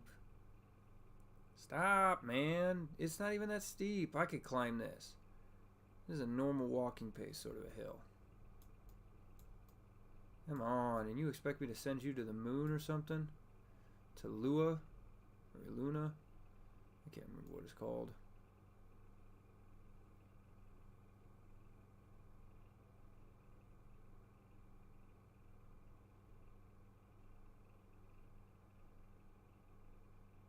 Can't even walk a kilometer. They're right there. Just deliver the package. I'm sure this is what she signed up to the space program for.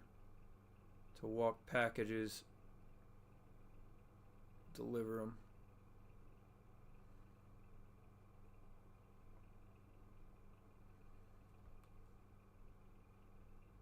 To drive a delivery truck.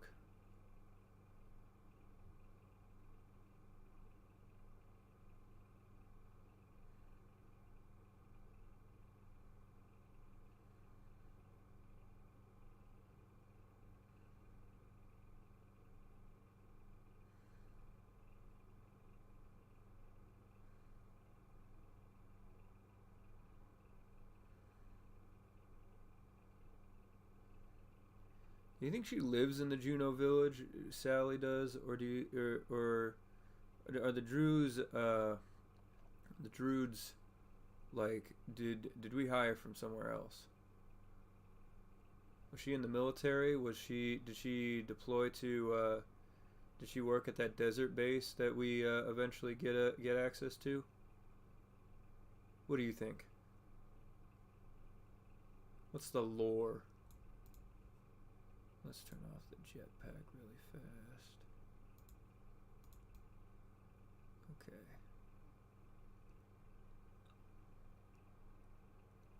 Are Druids humans that have come here to this weirdly tiny solar system and are trying to get home to Earth? Is that why there's so few actual cities in Juno? Juno City is named after the goddess Juno.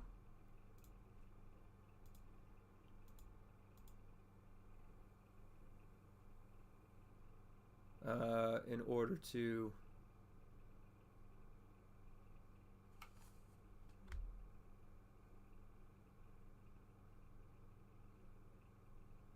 I don't know.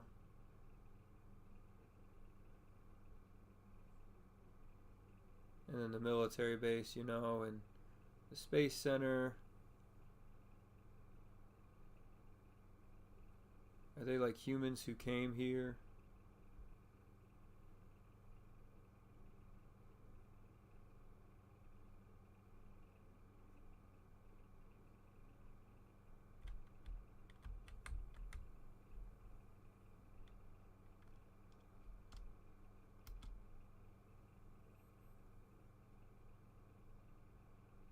Why is this in such terrain that I can't hike it? What is this? Or is it because I've got this package I've tied to myself? Why am I rotating? I'm not even pressing anything. Come on, get over that. Get over that. There we go. Alright. Come on. Come on. Over this next hill. That's all we need is over this next hill.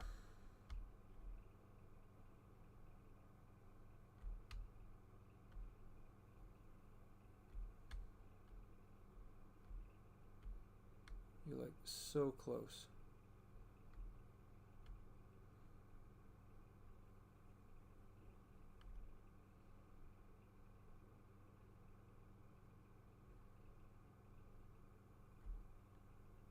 How is this campsite? Who built this campsite? Did they have to drive a truck up here? How come they don't deliver their own supplies? Who's delivering the supplies before I got here? Or is there someone else and they're seeing if I can do it for cheaper? Can I do it for cheaper? Come on. Come on. Sally, it's not that steep. I've hiked up worse. I've hiked up way worse. Why are you going up? What is going on? Where are we? I'm ascending. God has returned. And Sally was chosen. Come on. I can't imagine that box is what's doing all this. It's such a tiny box. What do they order? Tungsten? Come on, Sally. It's just over this hill. You've got this.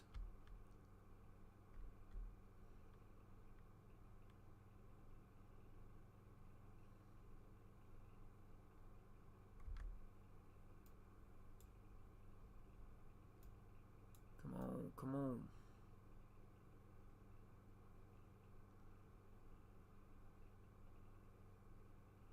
Oh, man. Come on, Sally.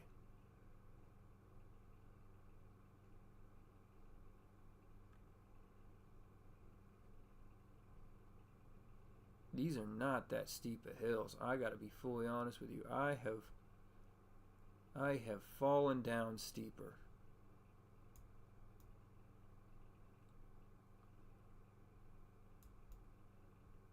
And I can't. Oh my gosh. Okay. This is one of those things that kind of makes me mad about Juno New Origins is the camera not doing what I want. I don't mind the camera clipping into the terrain. I'm going to be fully honest with you. I get that the kind of, some people see that as kind of immersion breaking, but it's even worse when it's kind of forcing you to look where you don't want to look. If I'm being fully honest. Like, yep, there it is. There's that. There it is. Okay. See, I told you, just over this hill, Sally. You're making a big deal out of nothing. Okay. Oh, hello, hello. Let's not run. Let's not run. Let's. Okay. Yep. Okay. Don't hurt yourself, please. Seriously, you can sprint like this, but then when you hit the gentlest of inclines, you're like, nope, it's time to go at a leisurely pace. No wonder the Druids haven't conquered the stars yet. They can't even conquer the gentlest of inclinations.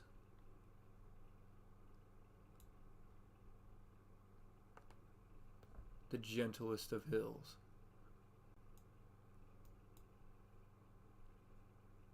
What have we even walked? We've walked an extra 2 kilometers to get here.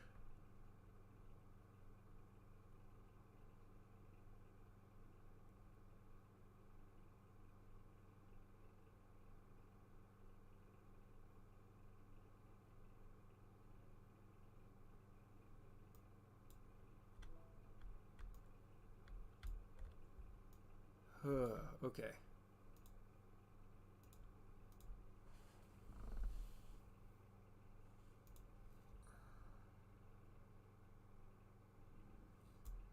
Research station supplies. Alright, Sally, we're going to try this again.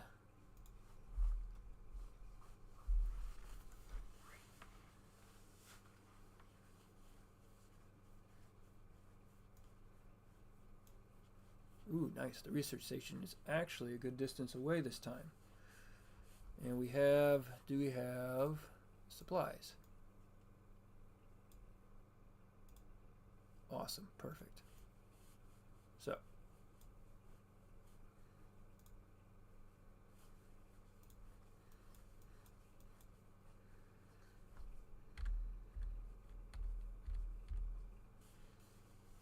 let's get going. Let's not flip the truck this time. And let's track. I want to see. We got research station. I wish you could combine it from other ones.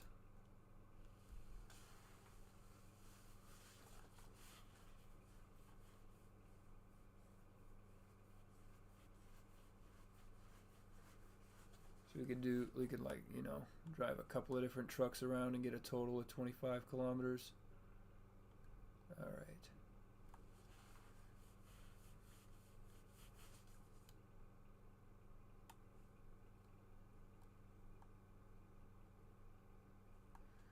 You know, that's my kind of headcanon. I wanted to write a book a long time ago, and I still might do it, of a group of humans who go to another solar system, and their job is to basically create, originally their mission, or at least what they thought was their mission, not to spoil my own book's plot twist ahead of time, but originally their mission was to construct a O'Neill cylinder in orbit around a gas giant in order to further the research and colonization of that solar system. But their ship crash lands on what is initially a barren alien world, and because of that, they now need to learn how to survive. Like, their ship is huge. It's absolutely massive. It's like a big colony ship, and all of the crew on board is in cryosleep, and so the ship actually ejects them out of ejects the cryopods out as like escape pods, and then the crew awaken to find all of the things that they brought on their ship to make this Dyson sphere, such as the plants and the animals, have sort of colonized this what once was a barren planet, and how that has and how now it is habitable.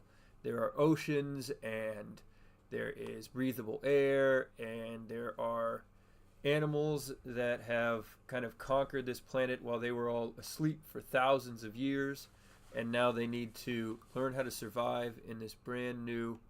Okay, that is absolutely terrifying. Okay, so we're just going to go down slowly with reverse on. And then their goal would be, as they're learning to survive, they want to keep up with the original mission. They want to eventually complete it, but they know that they're not going to be the ones to complete it. It is going to be their generations after. So it's sort of them building a society, and at the same time, as quickly as possible, developing a point to where they can begin going out into space. And so that's kind of my headcanon right now for the story of the Druids, is that they are humans who came to this world, or they are human-like beings that came to this world to explore, but they ended up getting stranded and are now forced to try and they figured out the survival part of it, but now they also need to do the. Come on, no, slow down. Why are you going so fast? Oh my gosh, Sally! What is wrong with you? Why did it go so fast? I wasn't even that steep of a hill. Oh, I gotta restart. That was what? What? That was ridiculous. That wasn't even that steep. And then you can't even attach this stupid package to anything that makes it like hold still. You have to kind of just deal with it.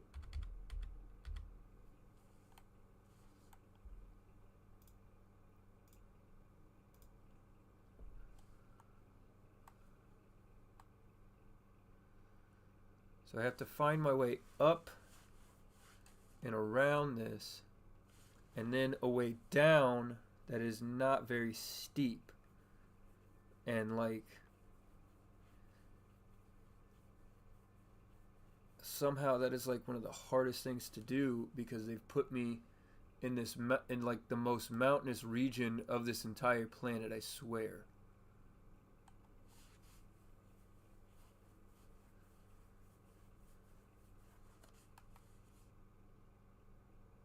Like this might work better if I had an airplane or a helicopter or something, but I don't. I want to get this 25-kilometer drive kind of thing done, especially since you get more tech points for doing stuff like that. Okay, slow it down.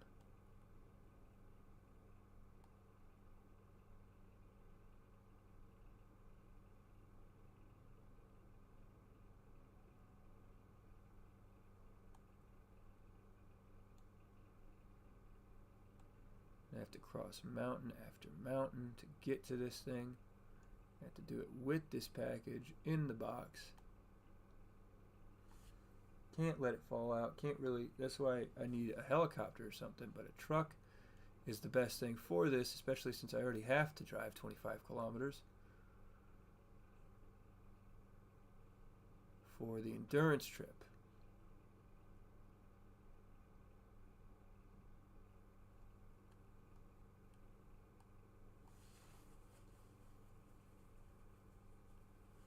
But yeah, I think Druids are not native to this planet. I think that they are creatures that came from somewhere else, and that's why they really, really want to explore space, and why space seems to be so important to them.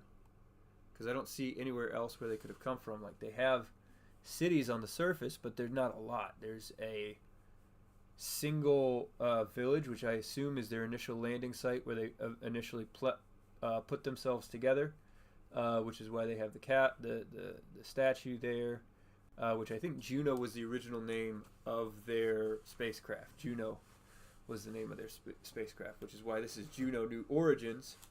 This is the new origins for the Druids, and they've kind of renamed this place, this planet, into... They've either renamed themselves to Druids to honor the new home that they have found, or they've renamed the planet to Druid in order to honor wherever they came from.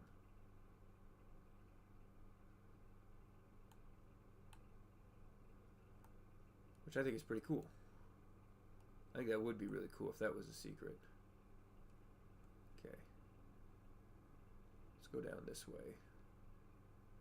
See if there's a less steep... I mean, I get that we're at a mountain, but come on. Okay, here we go. This might be the way to it. And we'll probably end up, like, doubling our actual... we'll end up doubling the distance that we travel, so we won't even need to drive that much further before we hit recover. Okay, please, please, please, please.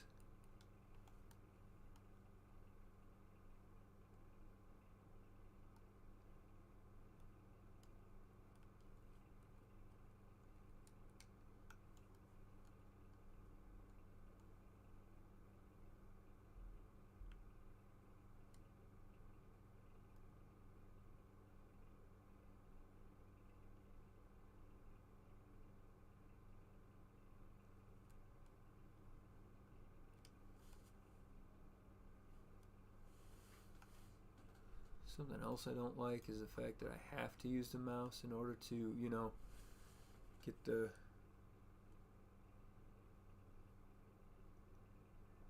to move the camera, because otherwise, like, I wish I could use the keyboard, or can I use, no, no, no.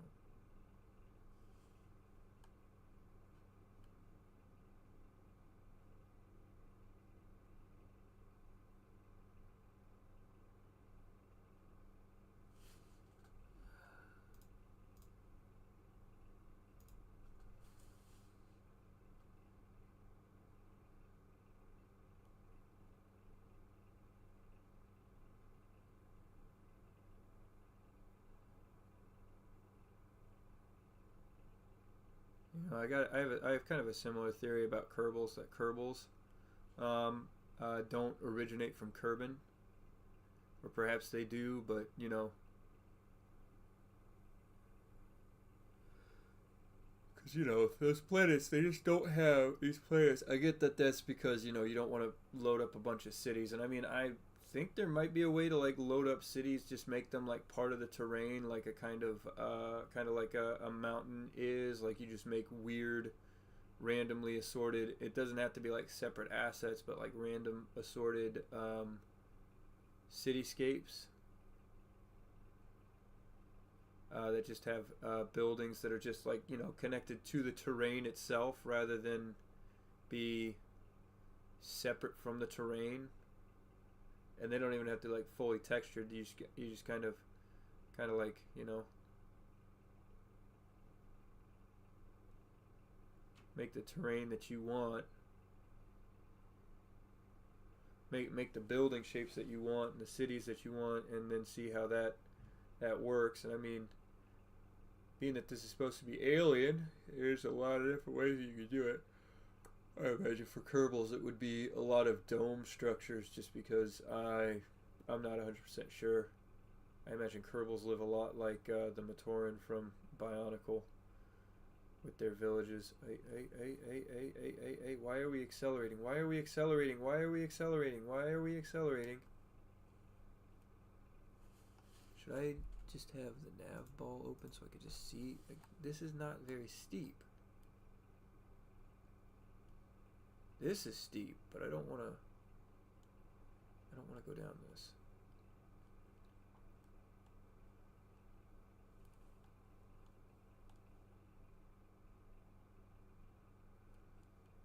Let's try and keep myself below like 10-degree slopes, because those seem to really kick me.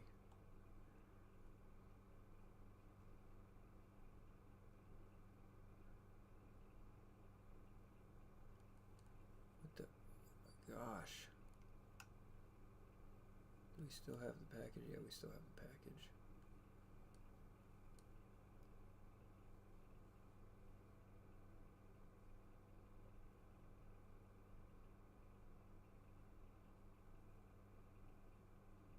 We have to get around this mountain here. Jeez, these are steep.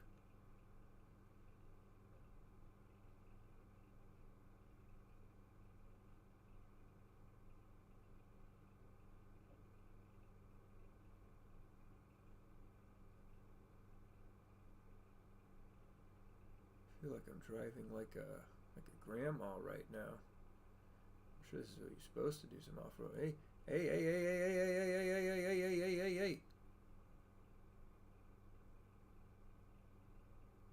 Stop doing that. Why? Why do sometimes you care and other times you don't?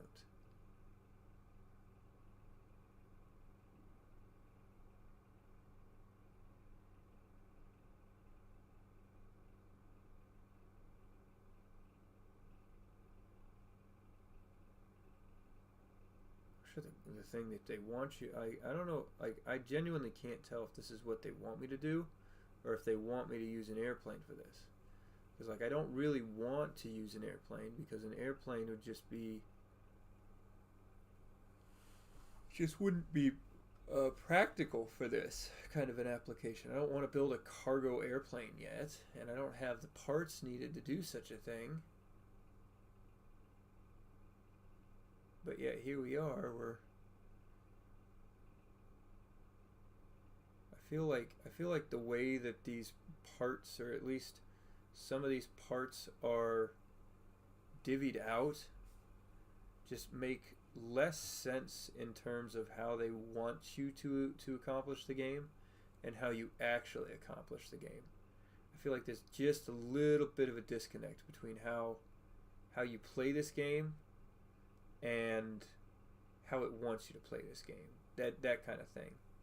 Like, they want you to drive to all these different points, but it's kind of like, even with something like this is the best car that I've ever built. It's really stable, it's really nice, but you guys are seeing just how stressed I am trying to do this, how difficult it is with the terrain that we end up in over here. I'm not asking for completely flat terrain, but like, this is kind of like starting us off in the mountains seems a little excessive. I feel like Juno Peak or the mountain one could be a little bit of a late car build experience rather than in this early one. And we could possibly start at this research station as like a car place. Like, I don't feel like I'm actually doing research. Like, that's another thing. Like, I love Juno New Origins, and I'm really appreciative of everything that it is, because it is a really, really cool game, and I love playing it, and I love the different ways that it has you build rockets and airplanes that are different and more interesting than the way that you would normally do it in either Kerbal Space Program or what could be Spaceflight Simulator 2. But it's just, you know, I feel like it's not quite as there as I want it to be. Like, I like this game, I really do. It's just not at this certain level. Like, I like the building mechanic. The building is great, and the flying of rockets and aircraft is a lot of fun. But, big but here, that seems to be the entire focus, is build airplane to accomplish missions, build cars to accomplish missions, and build rockets to carry payloads that you send into orbit. There's not a point to building a space station. There's not a point to even carrying crew on board other than a slight boost in payout. Crew don't really do anything. Crew don't talk. The crew don't have a face. It's all like, I don't like, Sally and Yuri look exactly the same, and there's no difference. And the only reason to ever carry a tourist is because they pay you to carry tourists. So I think, like, you know, I feel like in terms of the campaign and like some of these missions, I feel like there is a lot that can be improved upon on here. And I also think that, you know, and I think that would also encourage more players to come over here. One thing that I think would be really, really cool is, you know, we have this this game is less taxing on your computer or even your phone than say Kerbal Space Program. And I know we're not looking to make this into a Kerbal Space Program alternative, because, like, look, if I wanted to play Kerbal Space Program, I'd play Kerbal Space Program. Obviously, this is something different. You want something completely different. Simple Rockets 1 was just Kerbal Space Program but on your phone, but now Simple Rockets 2 aims to set itself apart as a different experience. So I think some of the ways that we can do that, it's kind of difficult to try and find a new way to do that, because like like Kerbal Space Program really defined the experience of a rocket building video game, a game where you build rockets and explore a solar system and all that kind of stuff. And to say, oh, I want to do that but different, is kind of like saying, it's like trying to argue about the differences between Battlefield and Call of Duty. It's like, yeah, there are differences, but like one like both of them at the end of the day are trying for the same players, and they do the same thing. And I think and I don't really know where I'm going with this rant. All I know is that I really do like this game. Is that box still in there? Okay, it's still in there. We're good. We're good. I thought I lost it for a minute. But we're good. I was gonna be so mad. Cause like I would really, really like to just get this mission done. Like I'm having fun, but you know. And then we gotta drive around for another 25 kilometers, and I gotta actually find a place to go for that. Oh man, I don't really want to do all this climbing just to go straight back down. So let's see if we can't find an area that's gonna take us to the research station at a little bit less steep of a climb. I didn't lose the box there, did I? Can we not? Can we not? Can we not? Can we not? There we go.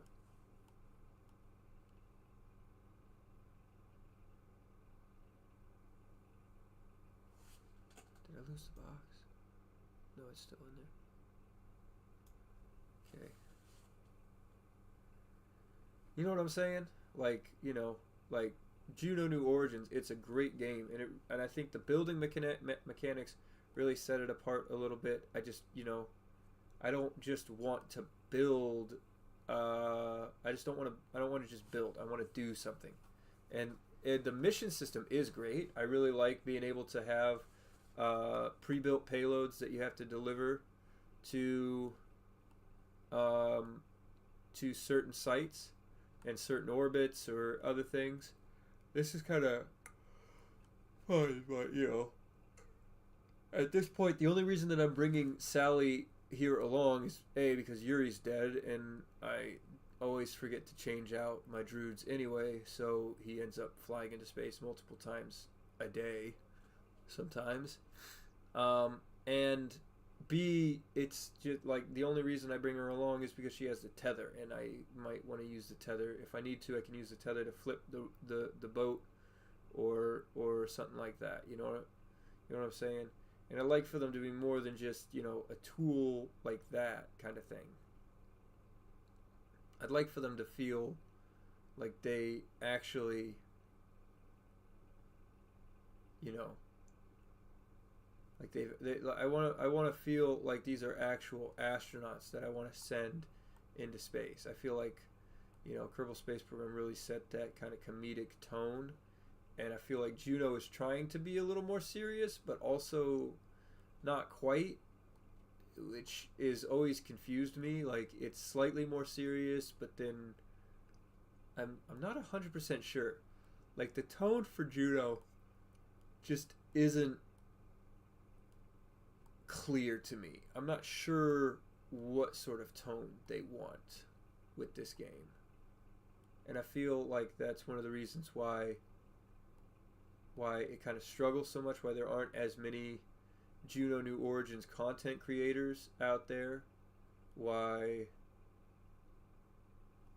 less people seem to want to play Juno New Origins just in general, is because the tone is a little unclear. Like I don't want to say it's inconsistent, it's just unclear. I'm unsure if I'm supposed I want to build cool rockets, and I want to do super serious missions. You know, and I think that, you know, Kerbal Space Program is really great for like building silly rockets, or you know, I mean I still take KSP way too seriously. I have an entire series on this channel where I study the origins for the Mun craters, for God's sake, and I'd love to do something like that for Juno, because I think that this game really, oh no, don't ditch the box, please. Don't flip.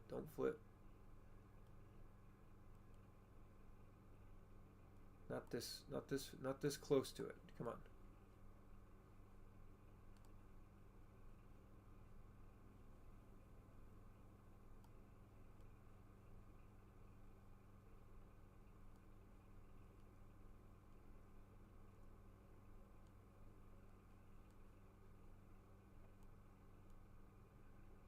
fact that these wheels allow me to just climb straight up the side of these mountains. Okay, let's start descending a little bit.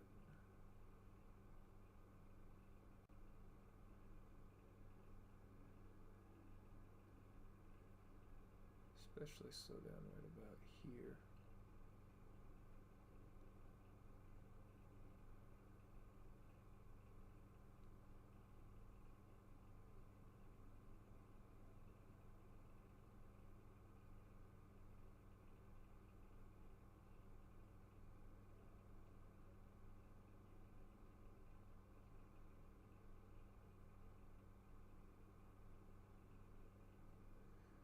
I feel like I'm talking to nobody, honestly. I'm not sure. Like, again, I really like Juno New Origins, but I'm the person that Juno New Origins was built for. If we want to get people, I think we need to. I think if you want to get people more interested in this game, as it is, or at least outside of the spaceflight genre, to try and bring people in, is you kind of have to, set a tone for the game. Describe what. Kind of describe, kind of think to yourself about how you want to advertise it, what this game actually represents. I feel like if you want to be more of a space agency simulator, I think something that could be really, really useful is adding things like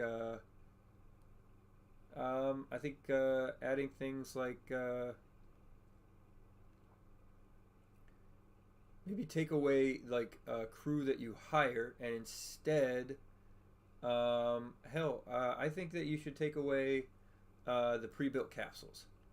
Like, they look nice, and maybe there's a way to do them to where, but like, if you want people to build and design their own, I think that instead what you should do is you should have capsule pieces or spacecraft pieces, and you should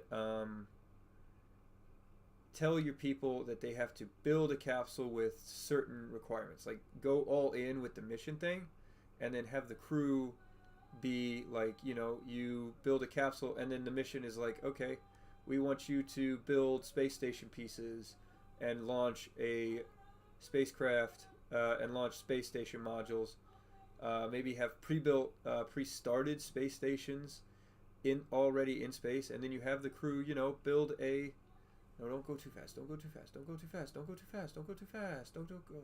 Why do you do this? What's going on? We have gone slower on steeper, so I don't understand why that happens. And I'm pulling all the way back on throttle too. No. Okay, that is a really, really steep hill.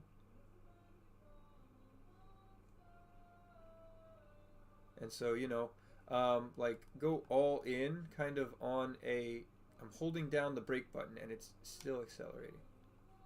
I don't understand what it's doing.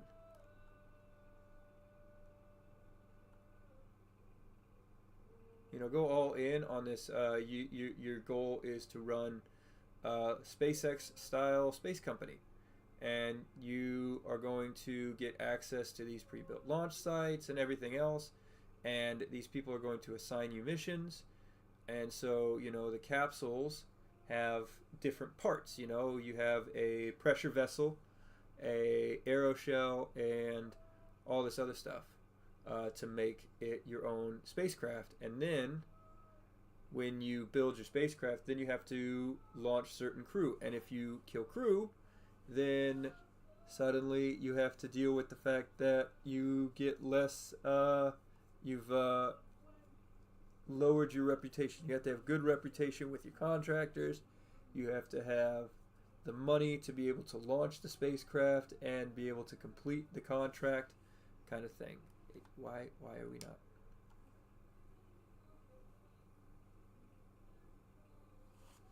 If that makes sense, because I think that would be a great way to kind of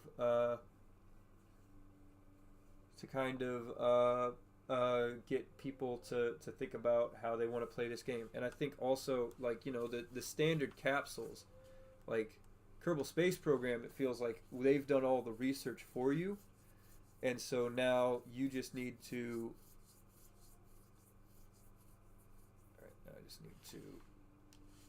All right, Sally, time to get out. Additionally, Sally, I need you. What? They turn so slowly.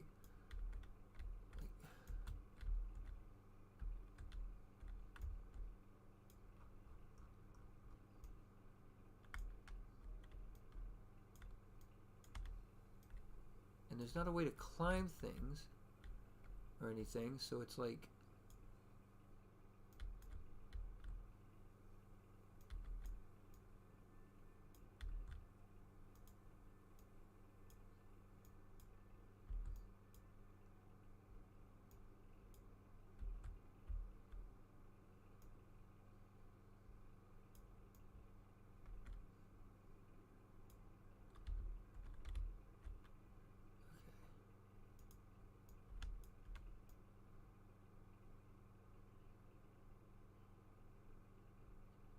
Can you just...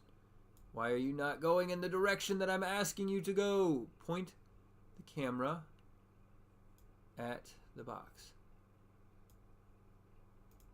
There we go. Now get out of the bed of the truck. There you go. Now get back into the truck. See, I think that's something else that needs to be worked on a little bit, is we need...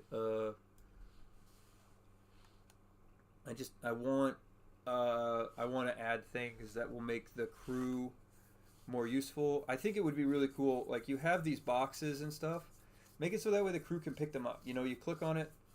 Honestly, I would change, like, the way that the camera kind of works is more of like a point and click. Like, you could still have the driving and stuff be an important part of the game, but like maybe have it be where you click on a crew member and then you tell them to go a certain place. You know? Have them automatically walk that way, and you know, maybe even depending on the crew, certain stats, have them, you know, have them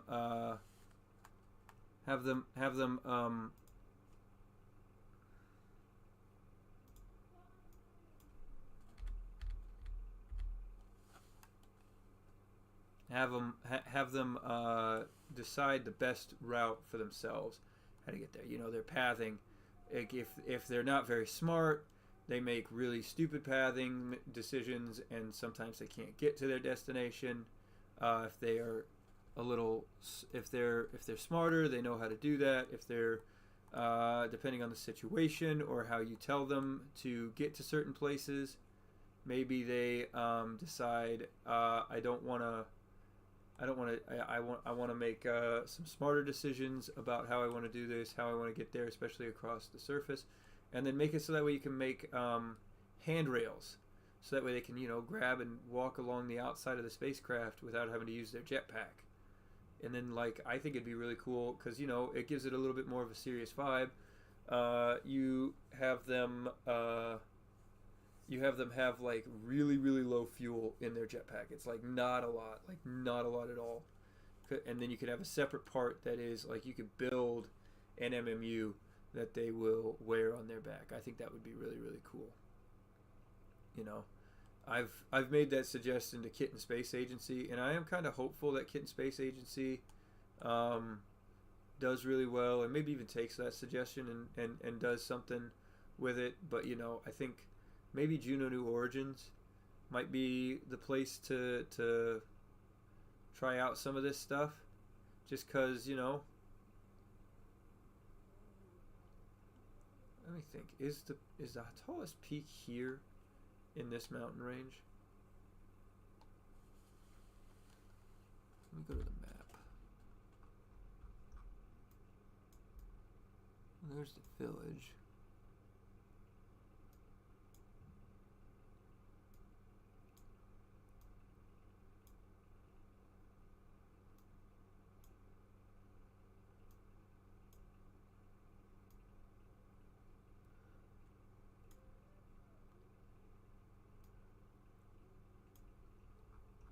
So somehow I have to find the tallest peak despite, like, how tall is the tallest peak? Highest climb. 7 kilometers up.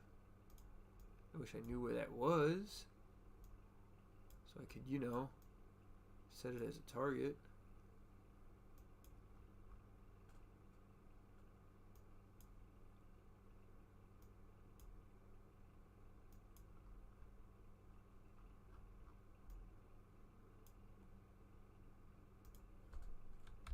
So I could have a target to go to.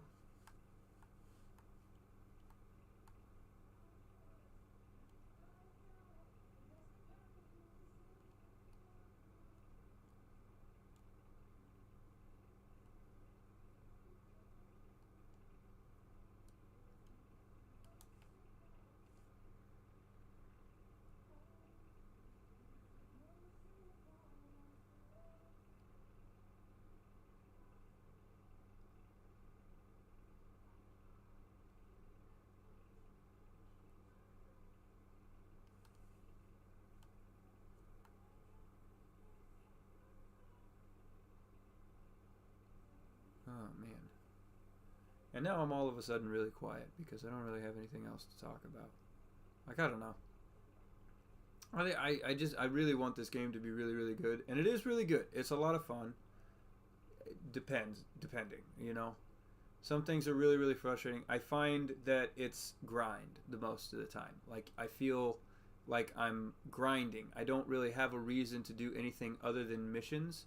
So, like, I don't want to launch rockets myself because, you know, I feel like I have to be making money because otherwise there isn't really any other goal. And then I don't feel like it's necessary for me to bring crew along, even though, you know, the game obviously wants me to bring crew. I think, you know, they do have rescue missions here, and maybe there's a way. Don't do it. Don't do it.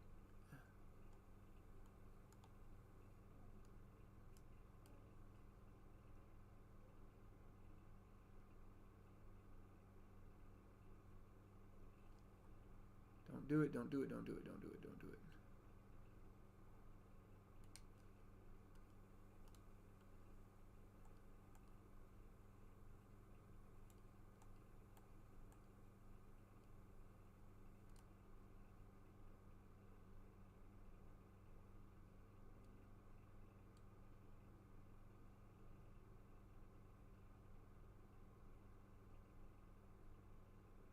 Yeah, well, you know, just talking to a quiet chat. Sorry. Guess it's not a great way to get you all to comment because you know, I feel like I'm talking about nothing.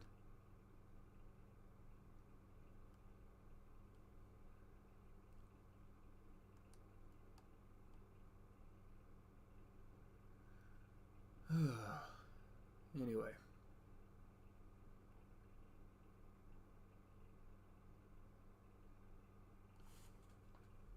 What time is it?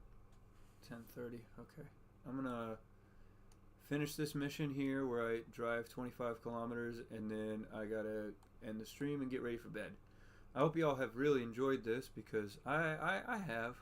You know, I'm pretty proud of the truck that I've built here. I think I could do a little better.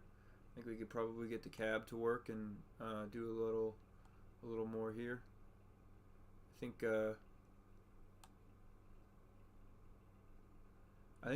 you know, some real improvements that would really help Juno New Origins. One, communication range for spacecraft, because right now I bet you I could, if I really, really wanted to, especially once I get solar panels after I complete a couple more missions, I could just launch a probe all the way out to Siluro, like right away. Like not even joking. I could just look at where the map is and plot something out that would get me there quickly. So it wouldn't even be hard. Like, I could probably do it with, like, I could probably get a flyby and then it's just it's just going to be straight across a ton of just a ton of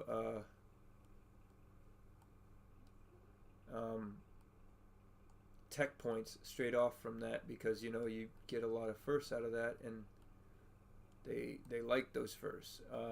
So I think something with communication range, where you have to be in communication with a satellite in order for it to count.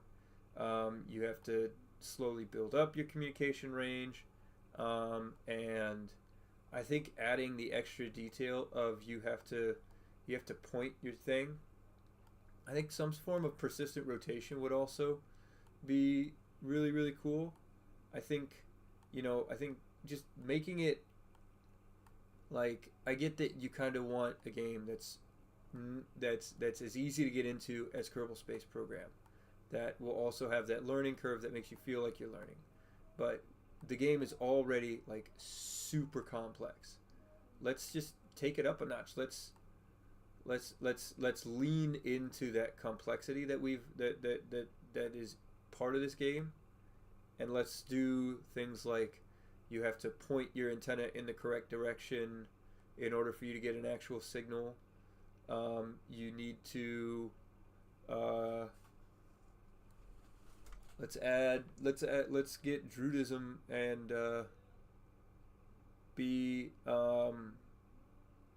let's get Druidism stock and have life support systems that you have to worry about for your crew. And so that may be something like with your space capsules that you build with those space capsule parts that I mentioned earlier, would be really, really cool to have. You have to worry about how long crew can survive, and maybe some of these missions, as you get better at playing the game, some of the missions start having more and more strict requirements for building them. And maybe make it so that way certain missions give you certain rewards, like you launch a communication satellite. Obviously that communication satellite is going to stay there, and you're going to be able to use that more often. You know what I'm saying? You're able to use the satellites that you launch, like you get information or data from it or something like that. And I like the idea of tech points being unlocked by completing missions or objectives or something like that. That's pretty clever. That's a little bit different, and we've flipped it. Okay, there we go. I think this is the right idea right here. Go back down the hill, because I don't need to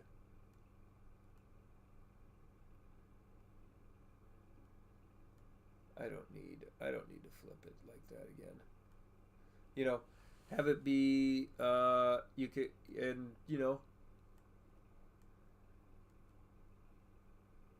maybe have like mission reports at the end of it that talk about, like, you take mission reports from NASA and you say, and then you just flavor text them a little bit so that way they're Druid themed. For example, when you complete a mission where you send crew to the space station, they talk about the research that they did up there and some of the technology that they developed, and then I think it'd be really cool, like, this is a really good educational aid. This is a great educational aid. So why not just add some links to the NASA website that talks about this sort of stuff, Like, I'm sure, like, look, NASA's not going to argue with you if you've got links to NASA, official NASA stuff, especially, given their current situation. Hey, don't flip. Okay, there we go. We've avoided a flip. Another flip avoided. I'm good at driving this thing. Nope, I'm not good at driving this thing. No, don't flip. Please flip back. There we go. Nope, back the other way. Onto the wheels. There we go. And we're back on the ground.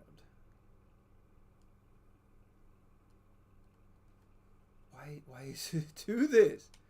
We're not even at that steep of an incline, but for some reason, randomly, hold on, does it?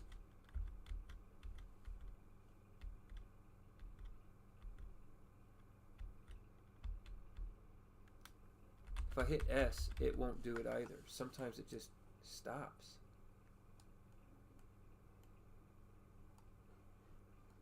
Sometimes, for whatever reason, the game decides that the controller and its inputs don't matter. I don't know what's going on there. And it does the same thing for my keyboard.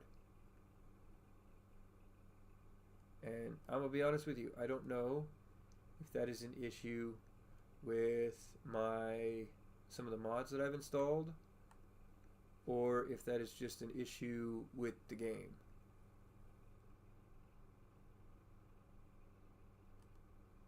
See, holy crap, we are just accelerating. We're accelerating, and it's barely an incline, and I'm pulling the stick all the way back. I swear, I promise you I'm doing that. Like, I don't understand why this is happening.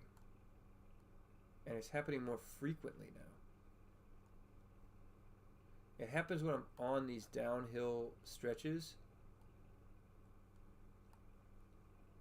And again, I don't like starting off in the mountains. I feel very boxed in.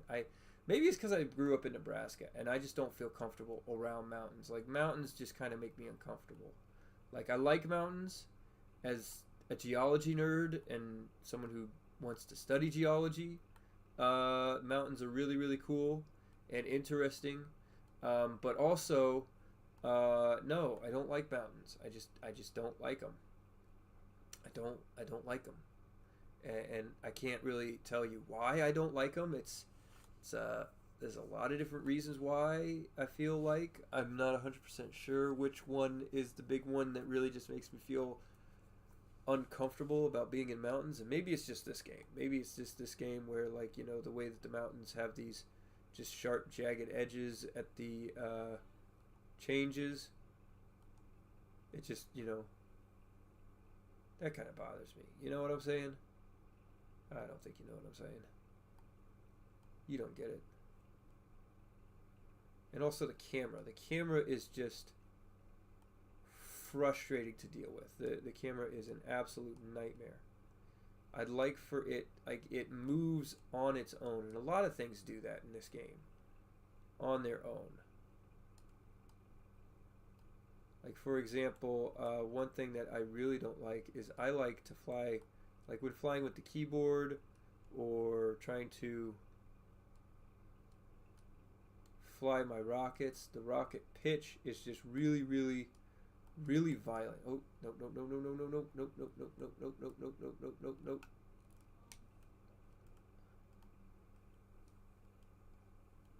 You know what I'm saying?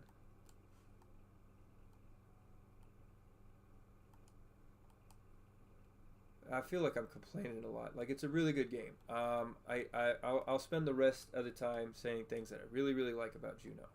So one thing that I really, really like is the fuel tank and the way that you build rockets. I think that that is a really, really good way to do it. I feel way more creatively encouraged in this game than I am in Kerbal Space Program. Because in Kerbal Space Program, you know, you have the limited amount of parts. But with this one, it's you can make your own parts and you can build a ton of different rockets, cars, and airplanes, and pretty much whatever you want out of it. It's a smaller collection of parts, but there's more that you can do with those parts. So, you know, in Kerbal Space Program, we just have a ton of parts, and you use those parts, like, you can use them in interesting ways. You just have to, you know, you just have to think about, you just have to be able to do that. Like, you know what I'm saying? Like, I have to, like, I can use a command pod or a capsule, an Apollo style capsule, in a more what's the word, in a way like an airplane or in a base kind of thing, but this just, like, you know,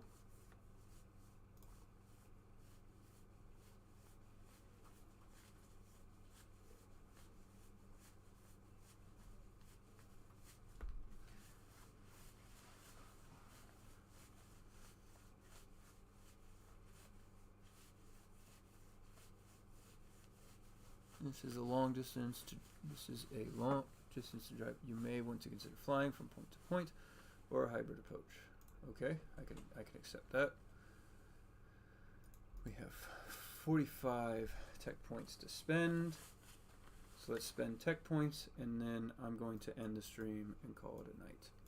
So apparently the only thing that I can afford is catch them all, which is going to be the parachutes, which I guess could be useful for some of the future stuff, especially if we get the drogue chute. So we'll just unlock that, and then I got to think about rapid charge is probably what we want next.